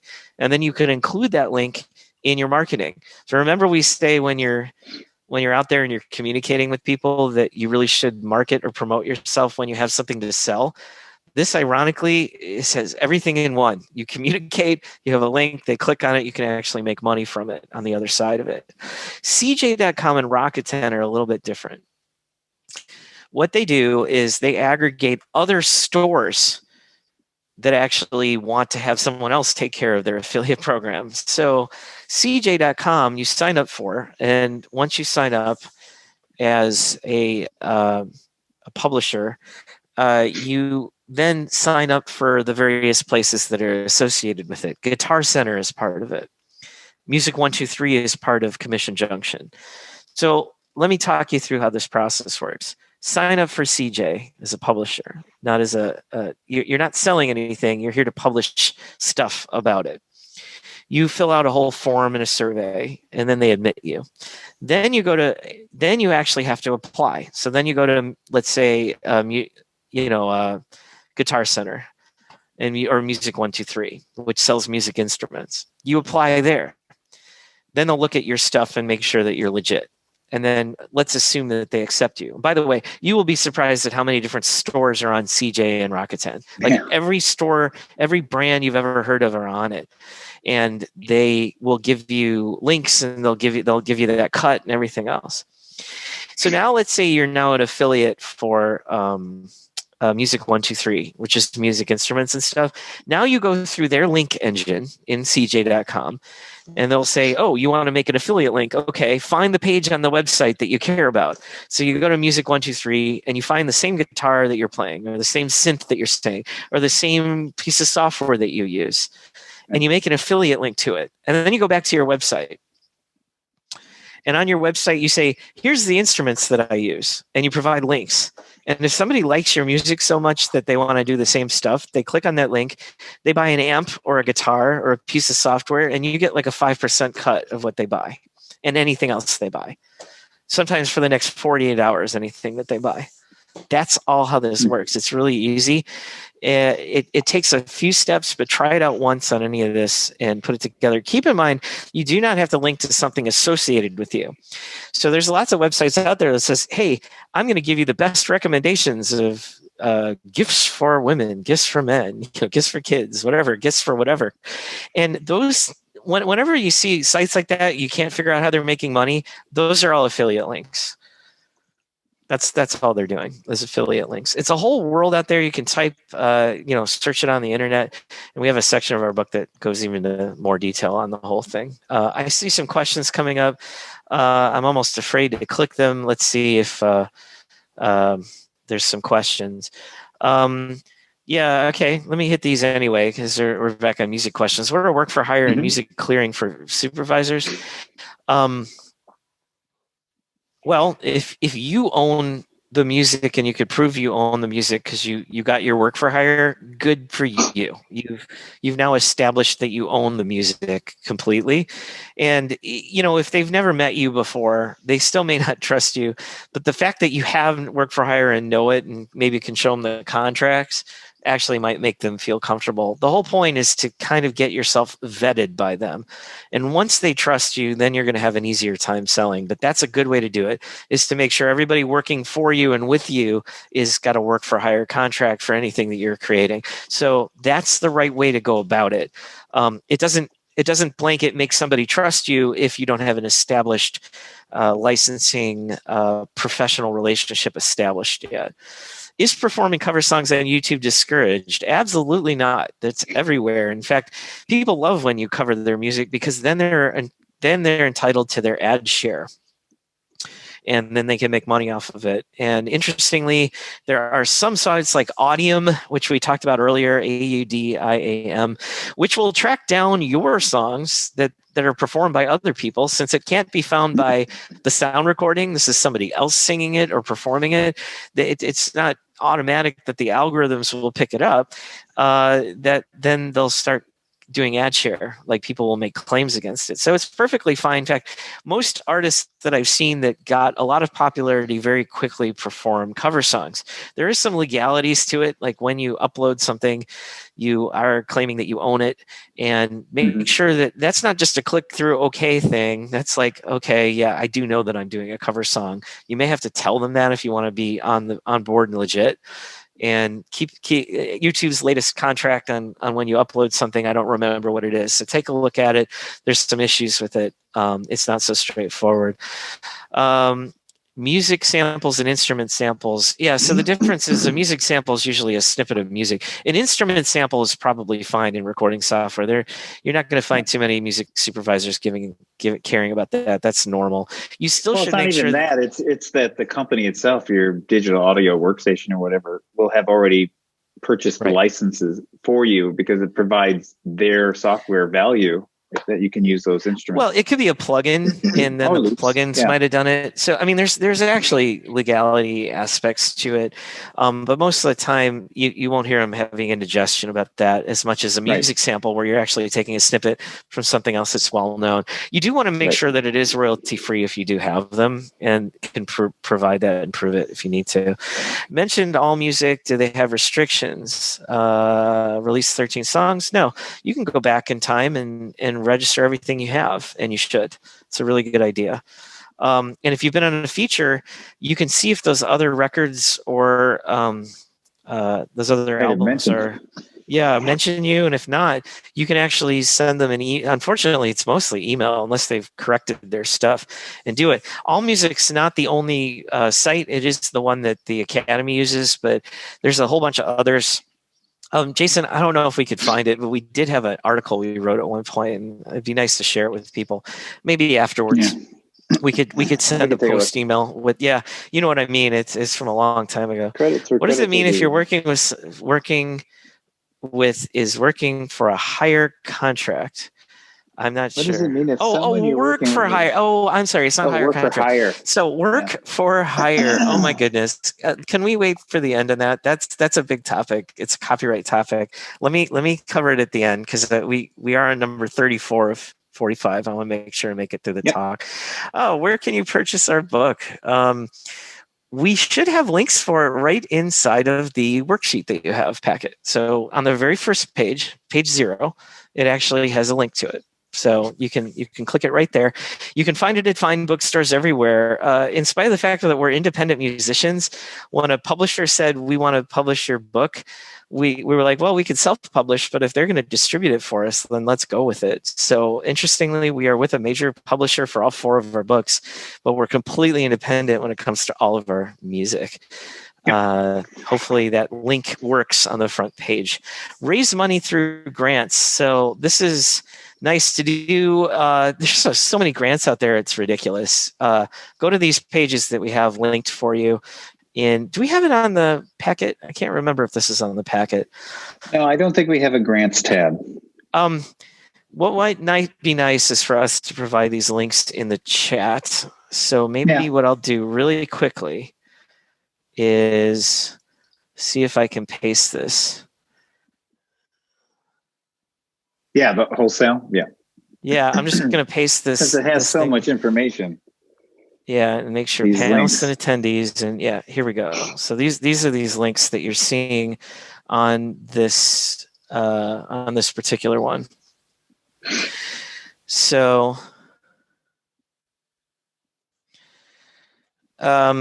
The Awesome Foundation is the one that's really funny. We always love bringing this up. Awesome Foundation gives $1,000 to anything they think is awesome. There's no restrictions on what you're proposing, so it can be music related. Just make sure that the idea sounds really cool. They will give $1,000 non-restricted dollars to you. It's nice to tell them what you did with it and how it worked out. They love it when you check back in with them. Check out awesomefoundation.com. You'll see how they work. They have like panels. To date, Randy, just so you know, to date they've granted $4.9 million to things that are awesome. They're my favorite grant option. We really do research. I don't know if you could tell. We really do research everything out there and find these unique things. And sometimes people tell us about cool things, like some of you are nice enough to tell us about in the chat. And then we add it to, we research it and add it to our lore, but we love passing this stuff on. So we can't do live shows anymore the same way we did before. So how do we deal with it? We've given multiple webinars on how to monetize a live stream concert. A lot of musicians don't get enough money out of the live stream concerts. We are going to give you a way that if you live stream a concert, even for free, you can actually make money from it. First, we said we'd come back to this later, promote online tips. So you can get tips from your fans. Now, some of the ways to do it we talked about before, Venmo and PayPal. If you do, when you do a live stream, guess what? You can put a little image on your screen that says tip me, and then have an image in the foreground. You can also, if you use something like streaming software, there's lots of streaming. OBS is the most common one. OBS, that's Otis Bravo Sierra, those letters, OBS. Search on OBS. It's a free solution that will allow you to do overlays, which means you can have a chyron in the corner that constantly says, or you can even have words going across the bottom, like tip me, or a little image saying, with a little teddy bear saying, tip me, please. And you can have the little link that people would do. And you can also add the link to the actual chat, like we're doing in this thing. You can actually have the link in the chat, and suddenly you have a way for people to directly pay you. But if you're on a platform like Twitch or Facebook or YouNow, they have their own internal tipping mechanism. You usually have to be a partner first to do it. Research this on your own. I can answer questions to QA about this later. We researched this whole thing. Patronage we talked about earlier. Yeah. Now, what you should do if you do live music is to have a patronage, do a Patreon if you can, and then make sure that the recording from the concert is available only to patrons. And immediately anybody on the thing has a reason to throw you $5 a month or $8 a month or whatever level that you set it for. You can charge access for some shows, so it's only pay per access if you are a Patreon member. You can even do other things as well. It's really, really powerful to take somebody who would have paid you just once on a tip and get them to pay you all year from then on, $5 a month from then on. So once you have Patreon, you should actually herd all of your one-time purchases into this. You can even, instead of selling a t-shirt, you could say, join Patreon for me at $10 a month and I'll give you this t-shirt. And suddenly you're making more than just the one-off t-shirt sale. You can do lots of cool things like that. Channel memberships. So a lot of these platforms now, like Twitch is a great example, allow people to basically get a membership and you get a cut of the membership. Twitch's is a little less than some. I think it's about half of what they would pay if you get people to sign up for Twitch. But if you do streaming on Twitch, then it has that whole tipping platform as well. So it's pretty handy. It's pretty cool. And it's something that most people haven't even run into or thought about. Now, streaming also has its own ad share. And if you are a partner with Twitch or YouTube, you can actually make money off of the advertisements that are being played around your stream and make money from that. You may as well if you're doing it. Another way to do it is to just restrict who can see the stream in the first place, pay-per-view. Right. So you sell pay-per-view access to live streams. Although you can stream for free, charge for access, Stage It's one way to do it. Vimeo OT is another. But there's actually a long list of others. This is not on a tab of the packet I don't believe this is on the packet. So just know Stage It is a good place to go. You can find other places to restrict it. You can also hold your own using like Zoom, like we're on right now. This is a webinar. You can actually make a webinar that's invite only, and you only have to pay Zoom for a monthly charge, which is not that terribly expensive.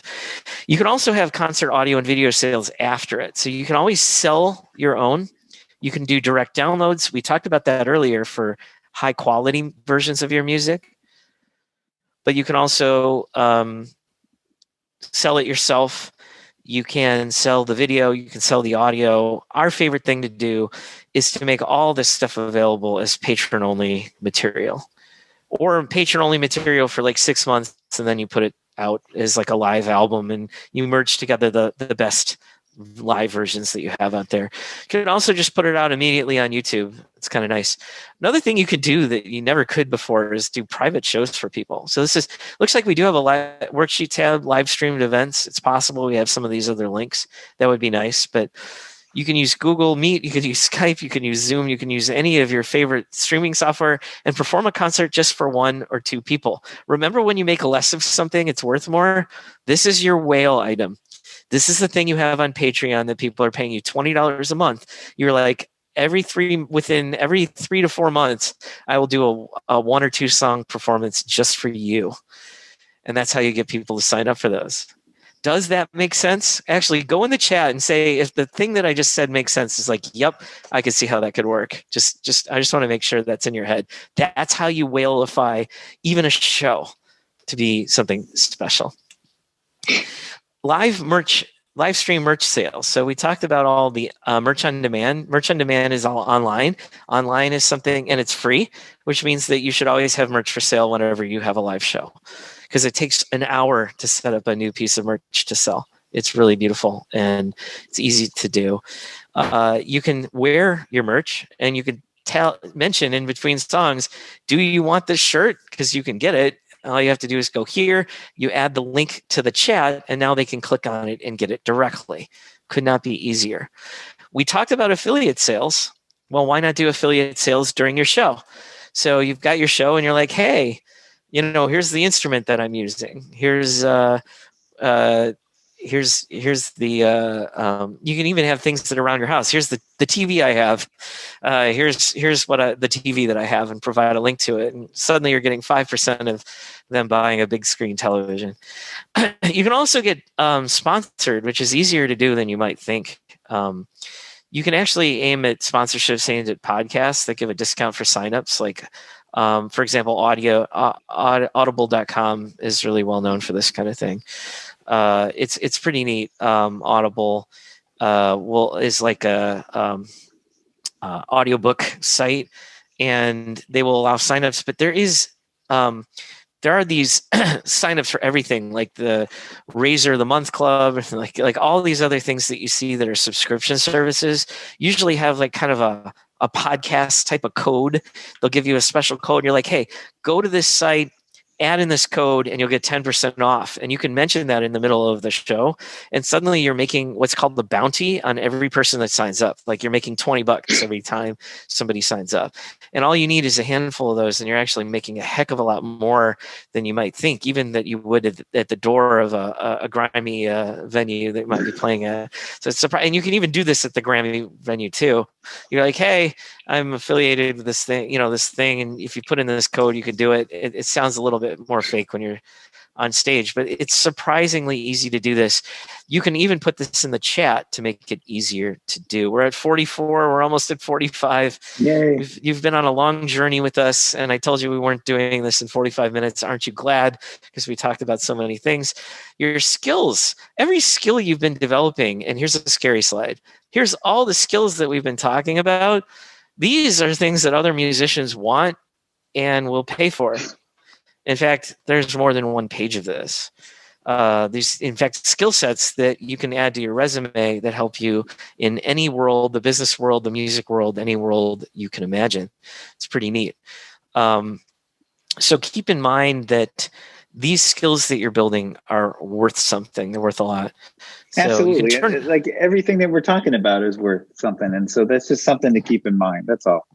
Yeah, once you have this system down, you could take that worksheet that we gave you and start consulting with musicians and saying, you really should have a team and do the things that we do. We don't actually have time to consult with too many. We're kind of choosy because we're always giving talks, but so we're happy to actually have more people out there spreading the word on how to make more money with music. Because as we said at the beginning, Jason and I are trying to bring more music into the world by helping musicians.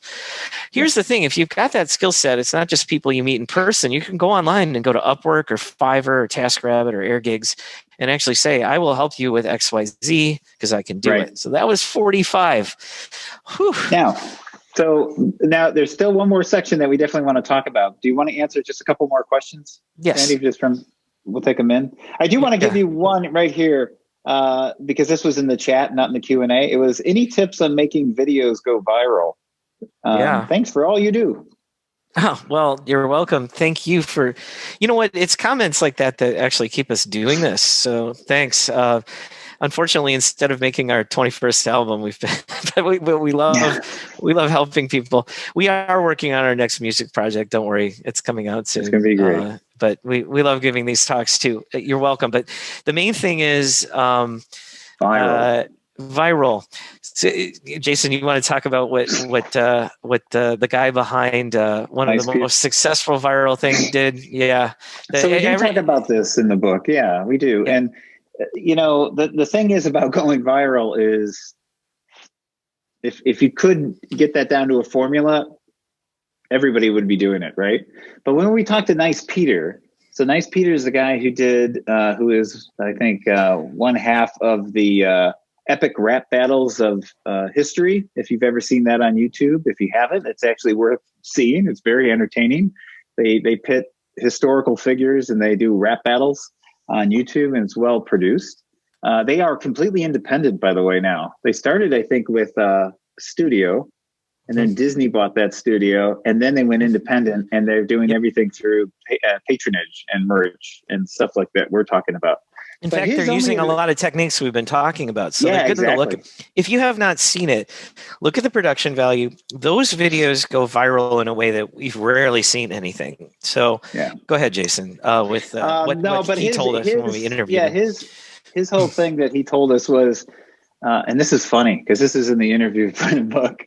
He said, look, I know the way to make something go viral. And we're like, okay, what is it? And he goes, well, this is a big deal. So what you have to do, and he meant this in all seriousness, it has to make it cool.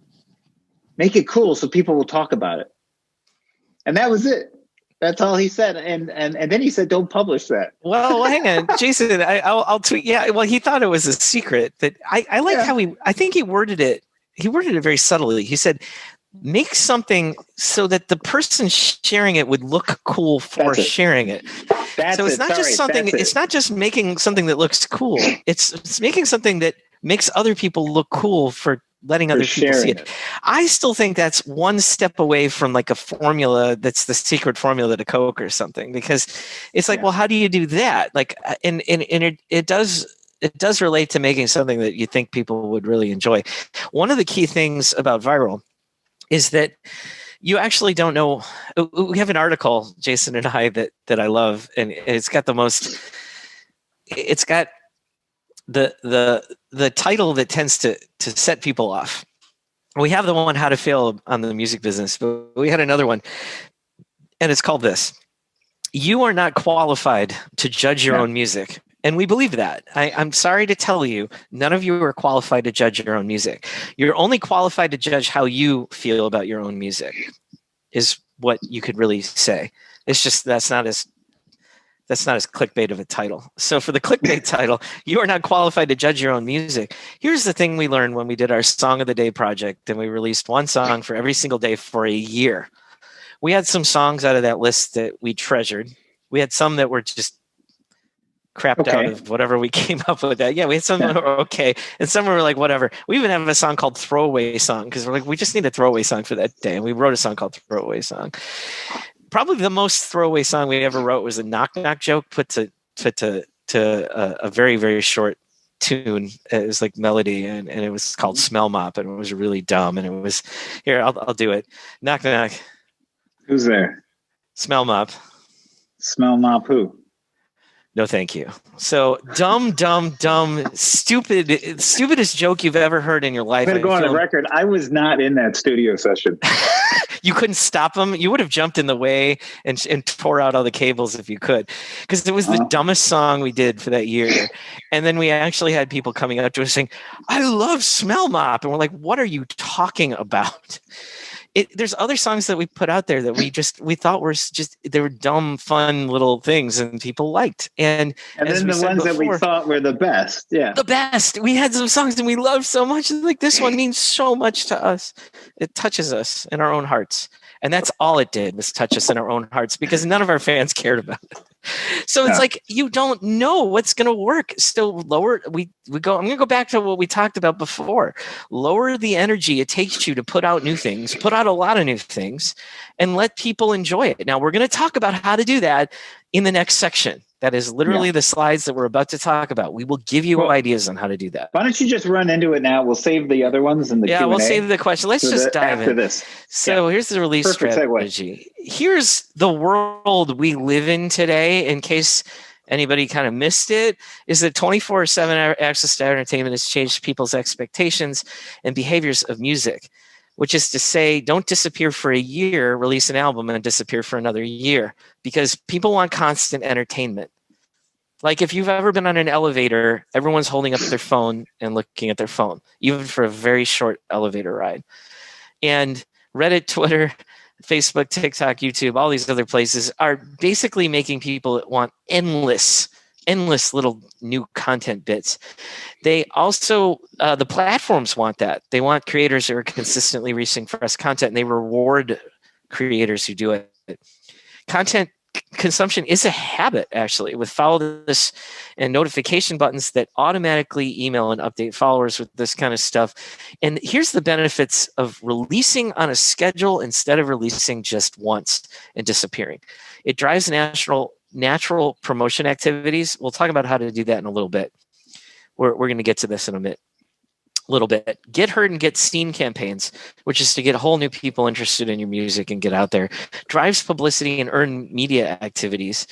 We will talk about this too, and we actually have a formula for this that you're going to love. We talked about patronage before. This is how you boost it, is by constantly releasing stuff so that people have a reason to support you. They're like, I want to keep hearing new things that you have coming out. If you disappear, they're less likely to support you on a monthly basis if you release on a yearly basis or a 6-month basis. Generates stream sales and royalties, of course, and makes your back catalog interesting. How many of you have watched a video from a channel you like, and then all of a sudden you watch the older videos or listen to the older songs by somebody you like? It always drives the whole thing. Creates snowballing effects as the stuff comes out. And here's the great thing, is the platforms actually notify subscribers every new release and pulls them back into your world. The algorithms even reward, they recommend artists that release things more often.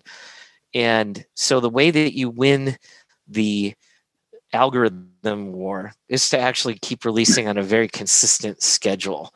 They bring people to you. You want to bring fans to you, you actually feed the machine, and you make it easier on yourself by spreading out your releases. In fact, if you think about it, if you only release one album a year, and then you've got fans following you on, let's say, Apple Music or Spotify, they will get one email from you because they followed you, because you released an album and then you disappeared. You are basically on a social network where you're not sending any posts out, so no one's thinking of you. And when they do, it's disappearing after a very long time. Now, well-known artists can get away with this because fans are always waiting for the latest thing from them. But if you're building up your fan base, you actually want to release morsels of entertainment throughout the year. We're going to make it easy for you. Morsels of entertainment. Here's the recipe for that. Break up your album We actually did this in New York it wasn't last year, because last year 2020 we canceled, everything was canceled. It was 2019, and I swear to you, somebody asked us a question and I think we broke their heart, because like, I don't want to not release it in an album. They were like really, really emotional about it almost. So they're like, no, why should I'm really having a problem with this, I think is what they eventually said. And the thing you have to think about is, you want to break your album up into singles and EPs so you can release your music throughout the year. You can get away with dropping an album once a year, but then you're going to have to release all kinds of other stuff to keep people involved. We'll give you ideas for that in the next slide. Because what you really need to be able to do is mix non-music entertainment morsels in with the music. Now, we're not saying that you have to release a song every day for a year. That would be crazy. I mean, why would you do something insane. Like that?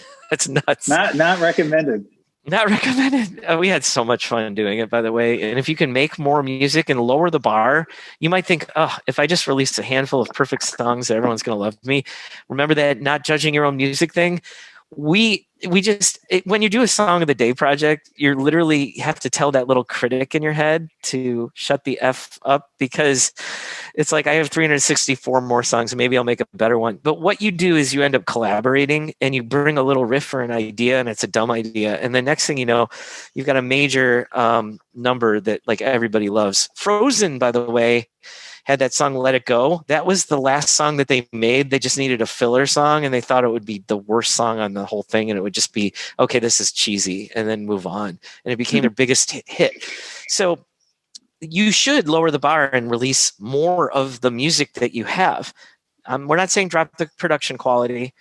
It's good to have a decent production quality, but if you can release more music, you should do it, because that's good. That here's just part one of a set of scary slides that actually are idea slides that will actually make it easier for you to release stuff through the year and make your fans very happy.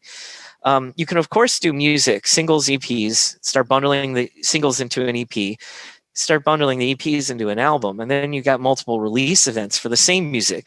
You can also repackage previously released music. You can make remix music. We actually have a section of our book where we talk about, here's all the different versions of the same song you can do, including a live version, an acoustic version, a remixed version. You can have a behind the scenes version. You can actually, once you know what songs people like, you may as well give them more of what they like by riffing on it and making it into another release. You can do lots of music. Music videos tend to take a little more production time. Here's to you, Vaz. You guys created something that hopefully the world will see soon. They're going to love it. But that was a heck of a lot of work for a music production. But you can also do behind the scenes vlogs and other things like that. Music video, you can do many types of video snippets. You can release new products and merchandise. And since we just told you how to upload an image for free and make a new image, you can actually be releasing new merch on a regular basis just by uploading an image. On Jason and I's next project, and it'll probably be, by the time we start doing this, it'll be 2022. It's 2021 now, if you can believe it. 2022, we actually have plans, because we're doing a mixed art and music project.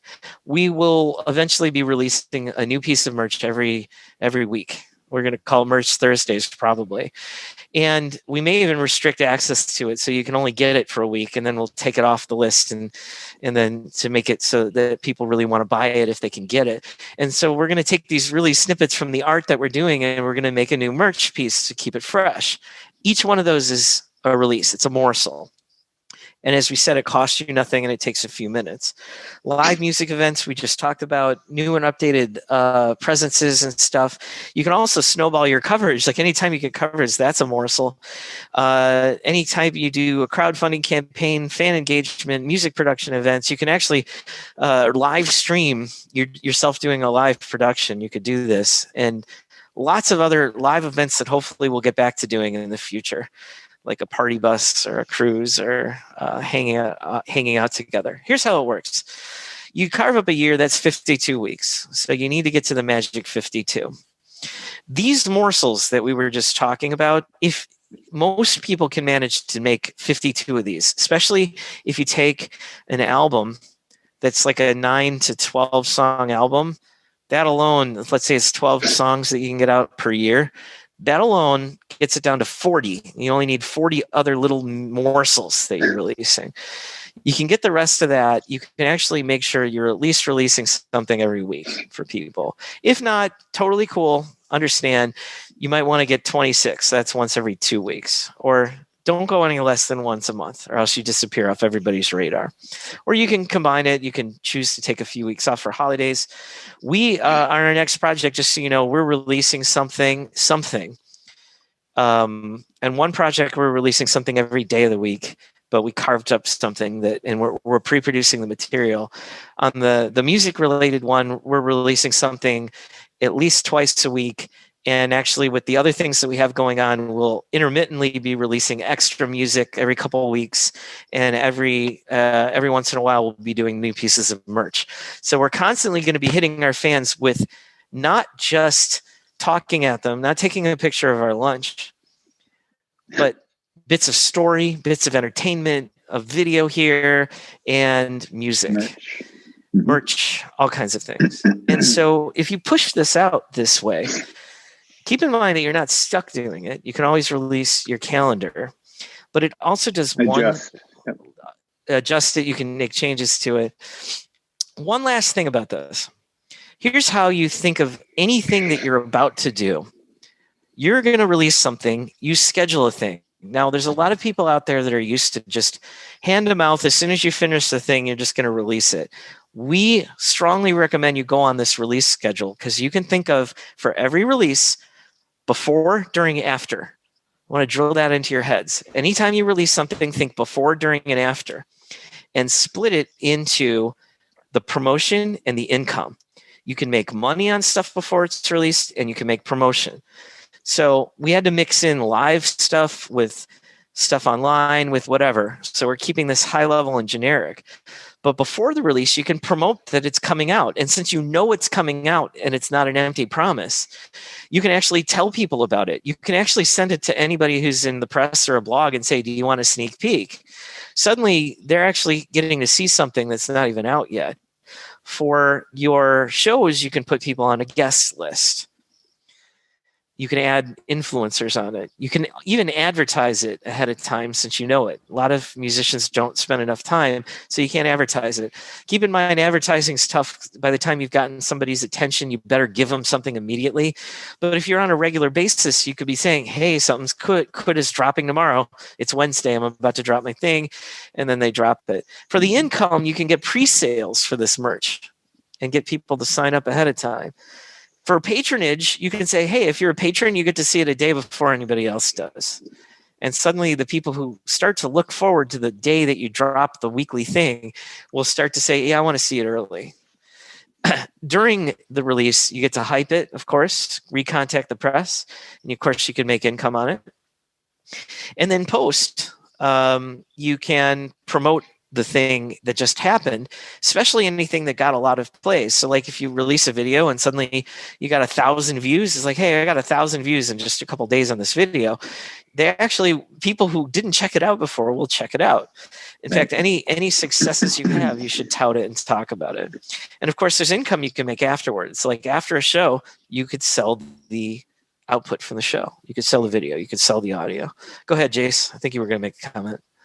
No, actually, I was just reacting to what you were saying. Okay, all good. Well, that is a whirlwind, and I'm glad we had extra time. Like normally they would have kicked us out by now, because this would have been the first time they would kick us out.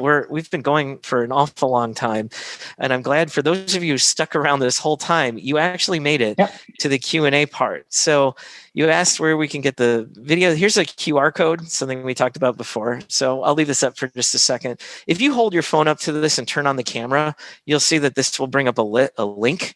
That is a QR code. That's the way you advertise from the stage and let people do a digital thing.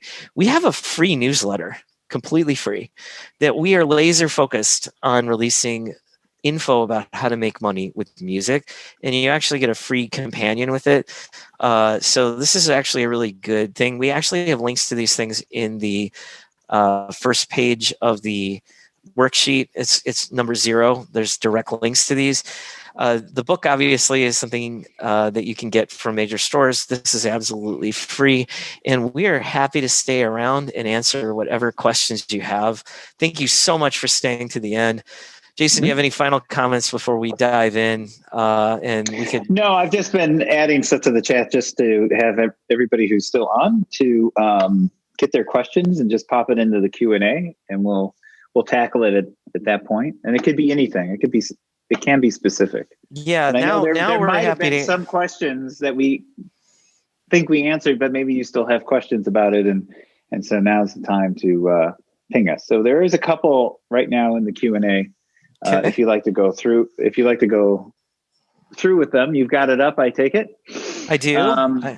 So I'm running a classical jazz competition in New York. Awesome. Gershwin International. Currently, with 10 months before the competition, I'm looking for grants. Is there a simple way to search for the right grants?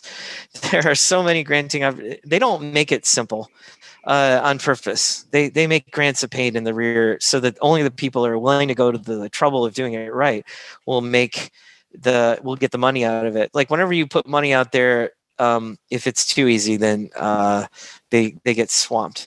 You can take the links that we posted earlier as a good place to start to find grant organizations, but we don't know of anything that makes it easier. We do know that there are some people who consult and help you fill these out so that you get the grants. I don't recommend that unless you, if you have the time and if this is something that you truly love to do. You should learn how to do grants, because if you get good at grants, we know people who make their living off of things that are grant funded. So it's a whole nother world. The best book that we've seen about grants is The Savvy Musician, just to tout another author in the space. I'm not actually can't remember the author's name right now, but he talks about grants. He's actually comes from the classical world, and it's a good book to read on how to navigate that. There's a chunk of the book that talks about it. There's other parts that talk about other things. It's actually a decent book. I wish I could give you the magic formula for it. I would say just don't apply to just one, and get ready to cut and paste the same material many times, like save all the material you write for it, because you're going to have to repeat it often. Real quick. No, hang on. Before you jump on that, there's just some people saying, hey, thanks for the presentation. It was good. We found it valuable. This is the part where we like to say, this was brought to you by the NY Music, Music Month and the Mayor's Office of Music and Entertainment. It would behoove everybody to actually go and tell them that you enjoyed this, that you actually got a lot out of it. I don't know if they're sending a survey or anything out this time. I actually don't know, but just to make sure that if you did get a lot out of it, you're getting stuff out of the worksheet, you've enjoyed the presentation and everything, do tell them. They're your music office, and they're there. Yes, we do have a link, and I think Ashley could probably post the link. Yeah, Ashley, if you don't mind posting the link. Them. And all I want to say is, like, they are a fantastic organization. There are other music offices in other cities, but they go out of their way to bring all this great information to you. And it's not just our thing; it's all the other things they have planned for New York Music Month extended play. So this is your organization. So do reach out to them and tell them that you enjoyed it. And I know they will be very happy to hear from you. So thank you for writing all the nice comments in the chat, and do ping them. And hopefully Ashley will pop in the link, because I know there. Let me find the link. There's got to be a way to contact them. We'll paste the link in, and I'll they love feedback, is what the mayor's office has said. Yeah. They want to hear if this is useful. It sounds like from the comments, it sounds like people are finding it helpful. We pride ourselves on trying to give you things that you can act on, not just ideas. It's like, yeah, that's a good idea, but I could go out and do this. Hopefully the worksheet and the panels are good. Let me start hitting the Q&A while you're looking for that link. No, I just sent at least the website, their website, which is worth going maybe there's a comments part. They're there to help. You can submit the comment and say, hey, I just attended this workshop and it was helpful. They want to hear it. Plus, I think sorry, Randy, one more thing. Remember, this is being recorded. So This Right. will be posted at their site that I popped it. There you go. Ashley even put her own email on there. So you can actually write her, which is fantastic. Thanks, Plus, Ashley. we will work together with the office to make sure that you know when the video is up and posted in case you want to review it or show it to friends who couldn't make it. Okay, Randy, sorry. Right back over I want to to no problem. I just want to give it's a lot of props to Ashley and Shira and Yes. everybody in the back behind the scenes on this to help us put this together. Let's hit the questions. This is a part we love so much, dealing with people. Vaz, oh yeah, you purchased a book and you found it productive and helpful. We're so glad. Great wealth of information. Spotify is confusing regarding album art. Yes, it is. If they want dedicated art for each song, but what if it's part of an EP? Do you recommend just releasing symbols? Is album art dead? Album art is not dead. In fact, it's t-shirts and merch and many, many, many. You can repurpose the art so many different ways. You can make keychains out of it, posters out of it. In fact, if you can pair up the art with the music each time you release something, if you're that artistic, we recommend it. That's part of what we're doing on our next project is we're actually creating for each song we're releasing a separate piece of art. It's going to be a lot of fun. If it's part of an EP, they may or may not let you do a single song per. Your distributor will let you know if you're doing it. But album art is definitely not dead. We love it. In fact, that's how you promote it on social media. It's like, hey, I've got a new song, just released it. If you have a very interesting piece of art that goes along with it, they're more likely to click on it. Yeah, and some musicians are taking like whatever the art is for like what they envision for the album, the singles that work their way up to it, and maybe even the EPs are like variations on that art. So that when you do look at their Spotify catalog, it's like all the art is kind of the same color scheme and it's kind of related. And the listener is like, oh, all these are related. So that's just something else to keep in mind. So yeah, we got more people with kudos. That's all good. I know that we left some things related to copyright on the table. As an indie record label that creates hip hop and house, how would you go about finding mentors? Do you, and more questions too. How would you go about finding mentors? You know what we always start with is finding artists that you already like and then reaching out. You'd be surprised at how many people behind the scenes love getting emails and contacts. Some of them don't. We can't speak for everybody in this industry, but we always, our favorite technique is to find people that are doing anything even vaguely similar to what you're doing and then find out what they're doing. I mean, first of all, the easiest way to find out how to be successful is you take somebody who's already successful. Not major labels have more resources, so you're better off finding independents. And then everywhere that they're mentioned, you try and get mentioned. Everywhere they're talked about, you try and get talked about. It will give you so many ideas for getting press and journalists and everything else. You wouldn't believe it. As far as a mentor, if you find out who is behind the scenes, you can actually reach out to them. That's one easy way to do it. Networking is a little harder in this post-COVID world that we're dealing with. So it's a little harder to go backstage or after a show and say, "Hey, you're doing great stuff. I'm doing this. Can I talk to you about it?" The other thing is to use the LinkedIn method if they're on it. Hip hop and house probably not on LinkedIn though. They're probably just on social, and you just want to hit them up. You'd be surprised at how often just reaching out works, though. Is the best advice we can give you. Yeah, and even if you actually say, "Look, you're looking," you appreciate what they've done, and you're looking for a mentor. That's flattering, and so they're usually more up for like, well, hang on now, this is very nice. Who's this person? So easiest way to flatter them too is to read their recent social media posts, Twitter or whatever, and talk about something they just talked about because it's on their mind. Like people will tell you what they're currently working on and what's on their mind. And again, use that other networking technique we talked about is if you can get them talking about yourselves and what they're working on, see if you can find a way to help them out. And right away that will they'll feel a little bit indebted to you and want to help you back. So There's no one particular organization I can send you. In fact, I'd say that hip hop and house people are, well, hip hop is, you'd have a harder time. They're a little more insular that we've found. Occasionally you'll find ones that reach out and love to help out artists. House music actually has a lot of online forums, and that's another good place to go. House is really associated with like various Reddit communities and things like that where people hang out. So that's the idea. Can we speak a little about the importance of collaboration? Great way to get cross promotion is the best way we can say it.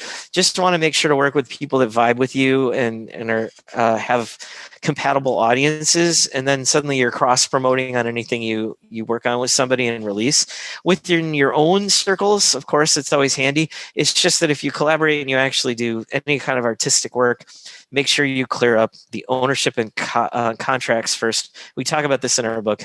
It's just something to think about, like who owns this if you're going to work together. Jason, did you have anything to add on that? You're like the king of collaboration. You did so much during our. I want to be respectful of the question because he said just speak a little on the importance. So I think we've already done it. Okay. No, collaboration is absolutely huge, and I think what Randy actually hit is perfect. And I guess we can segue into one thing. It's like, one of the things we did was we would work with other musicians, like obviously everybody here.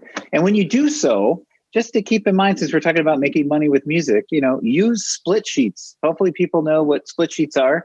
We certainly give away, we created 2 split sheets, which are like just forms, but they're contracts. They're agreements between all the people who are actually working on the song, that they all agree that so-and-so wrote that much percentage of the lyrics and so-and-so wrote this much of the music and stuff. And then you're all agreeing on that form, who wrote what. And so when you go to do your 14 registrations for the song, so that it can collect royalties, you have all the right information and you've all agreed on that form and you fill that out. Again, the slide, actually, conveniently, the slide that is up here about joining our newsletter, we give away content and stuff. Yeah, actually, and that one has a split sheet as part of the packet. Like we make it so easy for you to collaborate and do this kind of thing. All right, so do you know of resources to connect musicians with artists? With artists, these terminologies. It's interesting what some people think of as producer, and other people think of as producer, and other people think of musician versus artist.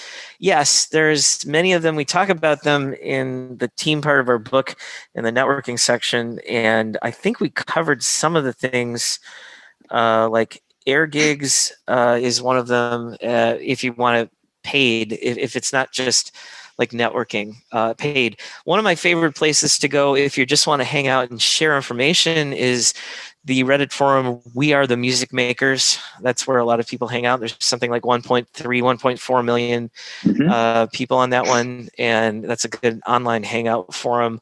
There's other places where you can go to hire people to do things like air gigs, like I said. Your best bet is to get more specific rather than less. You might think that it's better to have a larger forum, but if you make specifically specific jazz music, and even more specifically a type of jazz music, there are online forums for all of these, and you can connect to the people who do the same type of thing. One networking point that we'll make to the people who are still hanging on, I know people left, but this is one of my favorite things to talk about is we like networking where there aren't musicians instead of networking where there are. Like we love going to music events, don't get us wrong. But like we will go to conferences which have podcasters, for example. And so everyone's like, well, what do you do? And, like people will be networking. It's like, well, I'm a podcaster and I have this podcast and I have that podcast. And it gets to you. It's like, I'm a musician. And by the way, I make theme songs for podcasts. And suddenly everybody in the room goes, and they all look at you. Same thing is true of like indie video games or indie, like film or video. Like be the only musician in the room of creative people, and you will have no end of networking for the types of people who you could collaborate with. So that's a little bit of advice that we have for that kind of thing. So it depends on when you say artists, it could be people who are creative. It could be other musicians, in which case you can go online. All of these things work really well. My favorite, again, go to conferences with creative people. One of my favorite stories, and I'll say the very short version. The very short version of this is that we had a guy who had a music studio, and he used to go to Chamber of Commerce meetings. And so there's all these people dressed in suits, and they're all like, what do you do? I'm a real estate agent. I can help you. I sell insurance, another person, and they're all trying to network with other business people. And so it gets around the room, and the guy's dressed up in a leather coat and everything, and tattoos, and he goes, I'm a musician. And so everyone look at it. It's like, and I have a music studio, and I'll make a free single radio spot if you want. And suddenly he had tons of business, and he started up something that he basically produced radio spots and maybe even TV spots for people. And I wrote theme songs. Like, imagine that you can network anywhere, that you are not the same as everybody else. Just like we talk about, the more unique and different your music is, the better chance you'll have of getting it licensed. So that's a very long answer to how do you reach it. We love networking. If you can't tell, it's our favorite thing to do. And there's the reason I have like 1,700 people on LinkedIn, is I link and talk to people all the time. So hopefully that's handy. Let's close that one up. Oh, also connecting with artists that can help with album artwork, merchandise, logos. Well, that kind of stuff you can find online on Upwork. There's a part of on the team tab of your worksheet. There's links to places where you can hire people that do merch designs and logos and artwork and that kind of stuff. Fiverr. Things like that. But even like art fairs and those type of conference, like, again, it's like you might find an artist that paints or something, but they could also do your album art. And we know of musicians who've actually teamed up with artists, again, who have nothing to do with music, but then it's like, no, I love your art, and can you do this for me? And then I guess that also gets us into this other question that somebody had, was about work for hire. So before the work for hire thing, one more thing on the merch designs and logos. Okay. Go to deviantart.com. Deviantart.com. That's where artists hang out. This is like Spotify for artists. You can subscribe to people, follow them, and then you'll see all the new art as they come out. There's people, DeviantArt, it's not the art isn't Deviant, it's just called DeviantArt. It's a real hangout place for artists. And they are not necessarily commercial artists. They are not necessarily work for hire artists, but you could find artists that do the kind of art you like, and they are usually thrilled to get the offer to make a little bit of money making artwork, or maybe they'll even do it for credits. You never know. We don't like taking advantage of people, but if you find the right person to collaborate with, you can do stuff. I just highly recommend that. So now, Jason, you're right. We should go and answer the question. Yeah. So here's one of the most what is the most hypocritical advice that we give? It's not. Because it's legit. I just find that funny. It's actually it's legitimate. But as a musician, like when you're working with artists and things where you're going to incorporate their art or their music or whatever, and you bring that into your world, you want to work for hire. What's a work for hire? A work for hire is just a special agreement where you pay them, or maybe it's trade, but you pay them and they agree to give you the copyright along with whatever they're creating. So if it is working with a graphic artist or some artist, it's like, yep, you give me the right to use this artwork for merchandise and for all things that I even ever thought of using into perpetuity. So that's what a work for hire piece is. And I know we have some articles on this. We don't have any forms or agreements on it, but it's just the work for hire clause. You can Google it and or Bing it and get information about the clauses that would actually be in there. That protects you, because then you can use that artwork or that photograph or whatever it is over and over and over again for your merch that we talked about, for merch on demand, for your website, for your press kits, media kits, and all this other kind of stuff. That just protects you. On the flip side, this is why I say it's hypocritical. On the flip side, whenever somebody wants you to perform music or write music for, or whatever, for their specific video game or film or whatever like that, you want to keep all the rights. So that is the one thing that we've written a couple articles about work for hires and how, when you really do want to play which side you're on and all that kind of stuff. So somebody had asked for the work for hire, and any thoughts on that? And that's some of our thoughts there. That's definitely, yeah, you definitely want to do. I mean, if someone designs your logo, you can't have them owning your logo. And unless you do a work for hire, they do own your logo. Unfortunately, like, even if you pay them to do the work, they still own the work unless you specify in a contract. There was somebody who privately sent us something, and I hope if you're okay. Are you okay? Can you just send a quick message like, yeah, it's okay to share my story? No, it's to all panelists, isn't it? It's all panelists. It's panelists, but not attendees. So it's just Okay. us. So got it. Anyway, we'll see if he gives us permission to talk about his story, which is great. But in any case, copyright definitely is something that people talk about a lot. I think we've gotten. Oh no, here, there we go. Artists here available for graphics. Yeah. Sweet. Okay. So you know what? We'll answer that because it doesn't appear unless it's answered. So we'll just say, we'll just send that on. Okay. You got it. And E, are you okay? If you can just type to us really quickly if we share your little story about your idea. But otherwise, yeah, go ahead. So he's good with that. Yay. So really quick little story that he said. He's like, wanted to let you know. I took your advice. I was going to sample some Disney dialogue in the song, and Andy said, "Don't mess with the mouse" in an email. It's true. That is actually advice that they give the first day of law school. If you're in the copyright thing, they say there's one rule to start with before we teach you anything else, and it's don't F. And yes, they say the word with a mouse.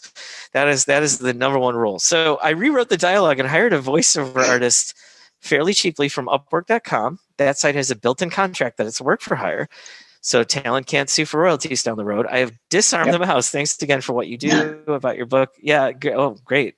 Excellent. So anyway, he did that. Now, I wrote him back and said, funnily, and that was a great thing to do, but funnily enough, there is an artist that actually sampled Disney, got in trouble for it, but then got on their radar because he was so talented and ended up doing some ads for them. We are not encouraging you. I'm going to repeat this. We are not encouraging you to sample mouse anything from Disney. But the thing to keep in mind is that his name is Pogo. I'll see if I can find it on this thing and share it with you. And he ended up doing some Pixar ads lately after that because they liked his work so much. And his first song was actually, I'll provide this, Pogo Alice in Wonderland. This is the first thing that he did, and he ended up doing so many other things. And so, like, you can see this, it has 27 million views. I think this was a reposted form of it. I'll add this to the chat. So I think he actually even had more at some point. And you can check out his music in like Upular that we have here. This is an ad that they paid him to do later before the movie Up came out. And what he does is he samples these things and he turns it into music. I actually like his style quite a lot. It's pretty neat. Alice is haunting. It's something about what he did here is really neat. But he used their art and their music, and the problem with that is that it's infringement all over the place. Right. So I'm not recommending that, but it's interesting how you can get on the radar of people. The other thing you can do, by the way, and we talk about this in the book, is you don't have to make a cover in order to get picked up. You can actually use the same name as the title as a cover song. And because search works the way it does, it's like a sound alike. It's the title alike without being the song. So one of our top streaming songs at one point was the song that we did called "I Don't Want to Work Today," and we're like, "Why is this one? This is an opening track. It's a little slower of a track. It's kind of a languid, like relaxing track. It's good. It's not what we would call the radio track of the album necessarily, but we couldn't figure out why it was the top one, except that maybe people start with the first song." And what we found was that there was another really famous song called "I Don't Want to Work Today." And so people would check out our song and then they like it and then they'd follow us. So little trick here. We are down to the last few minutes. Last chance for asking questions. Okay. Yeah. Thanks for bringing that up. One more question. Little on music videos. Music videos. How how are the IT protection agencies? What are specific copyrights needed? Well, the music is split between the composition and the sound recording. You need to own both, because you actually, when you make a music video, you're actually doing what's called syncing both the composition as well as the sound recording. Mm-hmm. And when you sync those, there's actually no cover song like right. There's no like, okay, yeah, anybody can make a cover here. Anybody who does an audiovisual work can say, or sorry, has a song, can say, I don't want you to add this to the AV work. And so the thing is, since both are licensed, you actually have a little more trouble to get through it. There's another piece to it, which is how to monetize. Jason, I need to get a drink of water, so can you hit that one? Well, isn't this question really about like how to how about a little on music videos and monetizing music videos? So in this case, it would be they would own the music, and it's also their music video. And so it's like, well, how do I monetize that? So there's a couple ways, right? There's ad share. Why don't we talk about all those? There's like ad share for sure that you want to set up. Eventually, if you get enough followers, subscribers, and you meet a certain requirement, you could become a YouTube partner, which actually affords you additional revenue. I think perks, I should say. It allows you to brand, I think, your channel as well. What are the then we talk about in lots of our articles about music videos in monetizing your YouTube channel. There's a whole article that we have on that. The importance of the description and, embedding things in your video that actually promote your merchandise and your other songs and your other videos. So that a lot of times in music videos, you have a tag at the end, a coda that you add in the video. Then also having links below in the description that actually are affiliate links to whatever merchandise that you're selling, so that you get that extra cut on the front end. And then there's a couple other techniques just for monetizing YouTube channels and your music video in your videos, whether they're music videos or not. What are the I think it's IP. What is the intellectual property protection agencies for music videos? That's an interesting question. It's not like for the music, it's all of the stuff that we talked about in the 14 registrations. There's not like an ASCAP for a video. There just isn't. Like, it's not, the video itself is not going to generate royalties. In fact, I think with movies and TV stream and everything, those are just agreements with like Netflix and like how much they'll pay per stream that they have, or when the movie goes out there, you're selling tickets. And things like that. So it's interesting that music is so regulated that we have all these registrations that we have to go through, and then they generates royalties when it's performed. What are specific music video copyrights needed? Again, it's like so in the book we talk about, you have to, first of all, everything, there we go. We're going to go down to the copyright black hole. Mm-hmm. Everything that you make, if it's original and you fix it in some sort of a tangible form, like on your DAW, your digital audio workstation, your computer, your voicemail recorder, your phone, even if you write notes on snaps and you get it on a piece of paper, that is then, as long as it's original, which just means it doesn't have to be good, as Randy always says, it just has to be unique and original, not done before, then it's copyrighted. It's copyrighted. You don't have to register it with the U.S. Copyright Office.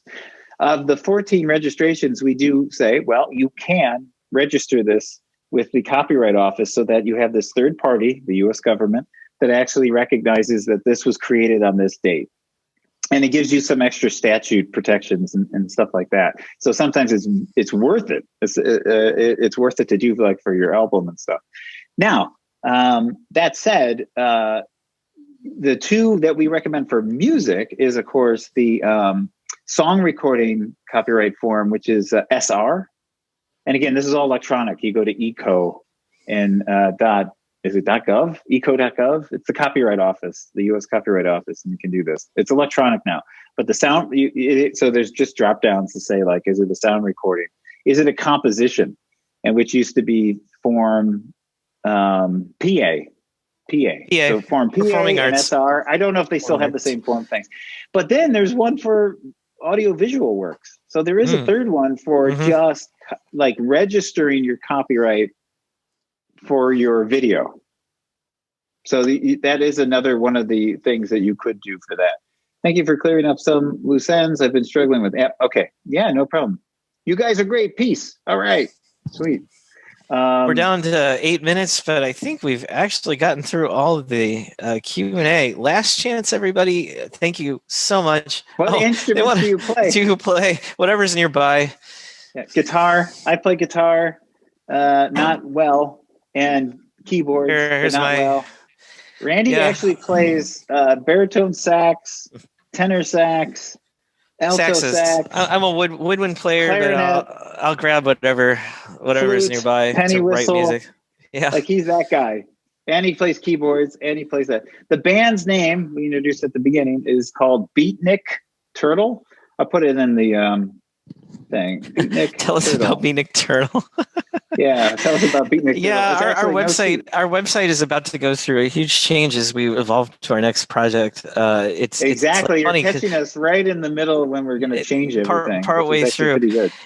So is copyright registration separate of being ASCAP registration for protection? Yes. Great question, Lance. Yes. And it is. It is separate. Copyright is, we already said, it just happens automatically if you do something original in a fixed tangible form. You can register that if you want. And those are the first 2 of the 14 registrations with the Copyright Office. ASCAP is about getting you royalties for your music. So that's the organization that will capture those performance royalties that you want, because they're going to send you checks. So that is a separate thing. That's actually a revenue thing. So great question. And yes, those things are often confused and conflated. So very good question there. Hopefully that clears it up. Can I connect with y'all on LinkedIn? Absolutely. Yes. If you'd like to. We are Feel there. free. Have a unique last name. I'm trying to pull up my LinkedIn link. Here we go. Oh, no, that's not there. Where is my page? We'll provide it in a second. Got to go. It's great. Yeah, we only have a few minutes left too. But we'll stick around to the very end. But again, I guess just looking at the chats again is Ashley. We want to thank her very much for getting us through all this. And she does say there's a good hashtag. There's the NYMM 2021. So if you are tweeting on this on your own social media and you want to broadcast this and make sure people understand that like this was valuable, please do so. Cool. Guys, time for pizza. I'm hungry. I totally agree. Yeah, I now want to get some pizza. And I've never registered any of my music for copyright with .gov, but would you advise that for independent artists? It's actually a decision you need to make. I always put it this way. We've done over 500 songs. Have we registered all 500 songs? No. There's a fee for this. There's a couple tricks that you can do, not tricks, but things that the Copyright Office will let you do that if all the songwriters are the same and everything's the same, you can actually copyright multiple songs and do it as a bundle and pop that in for one fee. There's again an article about it, and I think we talk about it in our giveaway. If you sign up for the newsletter, there's a nice packet that talks about that. You do not have to do that. And out of the 500 songs, we have not registered nearly. I don't know what percentage we've registered. I think maybe there's about 50 or 60 or so. Yeah, now going forward, we've kind of absolutely, yeah. One of the things that we're doing, and that you all should do, is you can do post release, but you need to do it. If you don't do it within 3 months of releasing your music, you don't get any statutory benefits to it. Yeah. There's only some benefit to it. We talk about this in the book. This is like hideous. We do talk about it in the book, but it's like you can always register beyond, whenever. Like it's like, oh, I did this 4 years ago, and then you register it. That's okay to do. You just But still you have get to less pay a benefits fee. for it. You just get less of these statutory benefits of like you can collect attorney fees or something like that when you get it. So again, good question. Copyright just tends to have a lot of confusing questions. Again, we boil it down to, in the book, there's 14 registrations. If you go through this checklist, you will hit as much as you can, and you'll collect everything that you're owed, all the royalties that are owed to you. Yeah. And that's why we just you don't have to go back in time. Basically, what we're going to tell you is this: you don't have to go back in time unless somebody infringes you, in which case you have to register to file a lawsuit. That's the one thing that every copyright law. I read an article. It's like the one thing that all these copyright lawyers seem to agree on. But other than that, going forward, if you are serious enough about your music to put some time into it, you should bundle it together. You can do up to like 20, 30 songs at a time, and just and register them under a copyright, and you'll get benefits for it if somebody infringes you. Absolutely. I'm glad we find us a great resource. And with any luck, we're giving you a lot of good things. Thanks, everybody. We're down to 2 more minutes. We probably should shut it down before the system kicks us out so we can get a good... This recording will be posted. Use your packets. That should be handy for you. And thank you, everybody, for coming and staying with us for hours and hours of ideas. I know that if you guys are half as tired as we are after giving all this, you're probably overwhelmed. So I know that I am.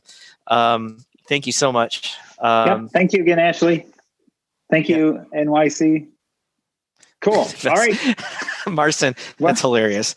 I'm not going to say that to anybody else, but that's a hilarious Q&A. Thanks for doing that. Vaz, looking forward to talking to you about that next time we talk. Thank you. We can hang around for like 2 minutes if you just want to spit comments at us. It's pretty funny. We can catch these last ones. We're good. Sounds like they're all quiet. All right, excellent. We'll sign this off. We'll get the recording done. Thank you, everybody. Bye-bye. Thank you, everyone.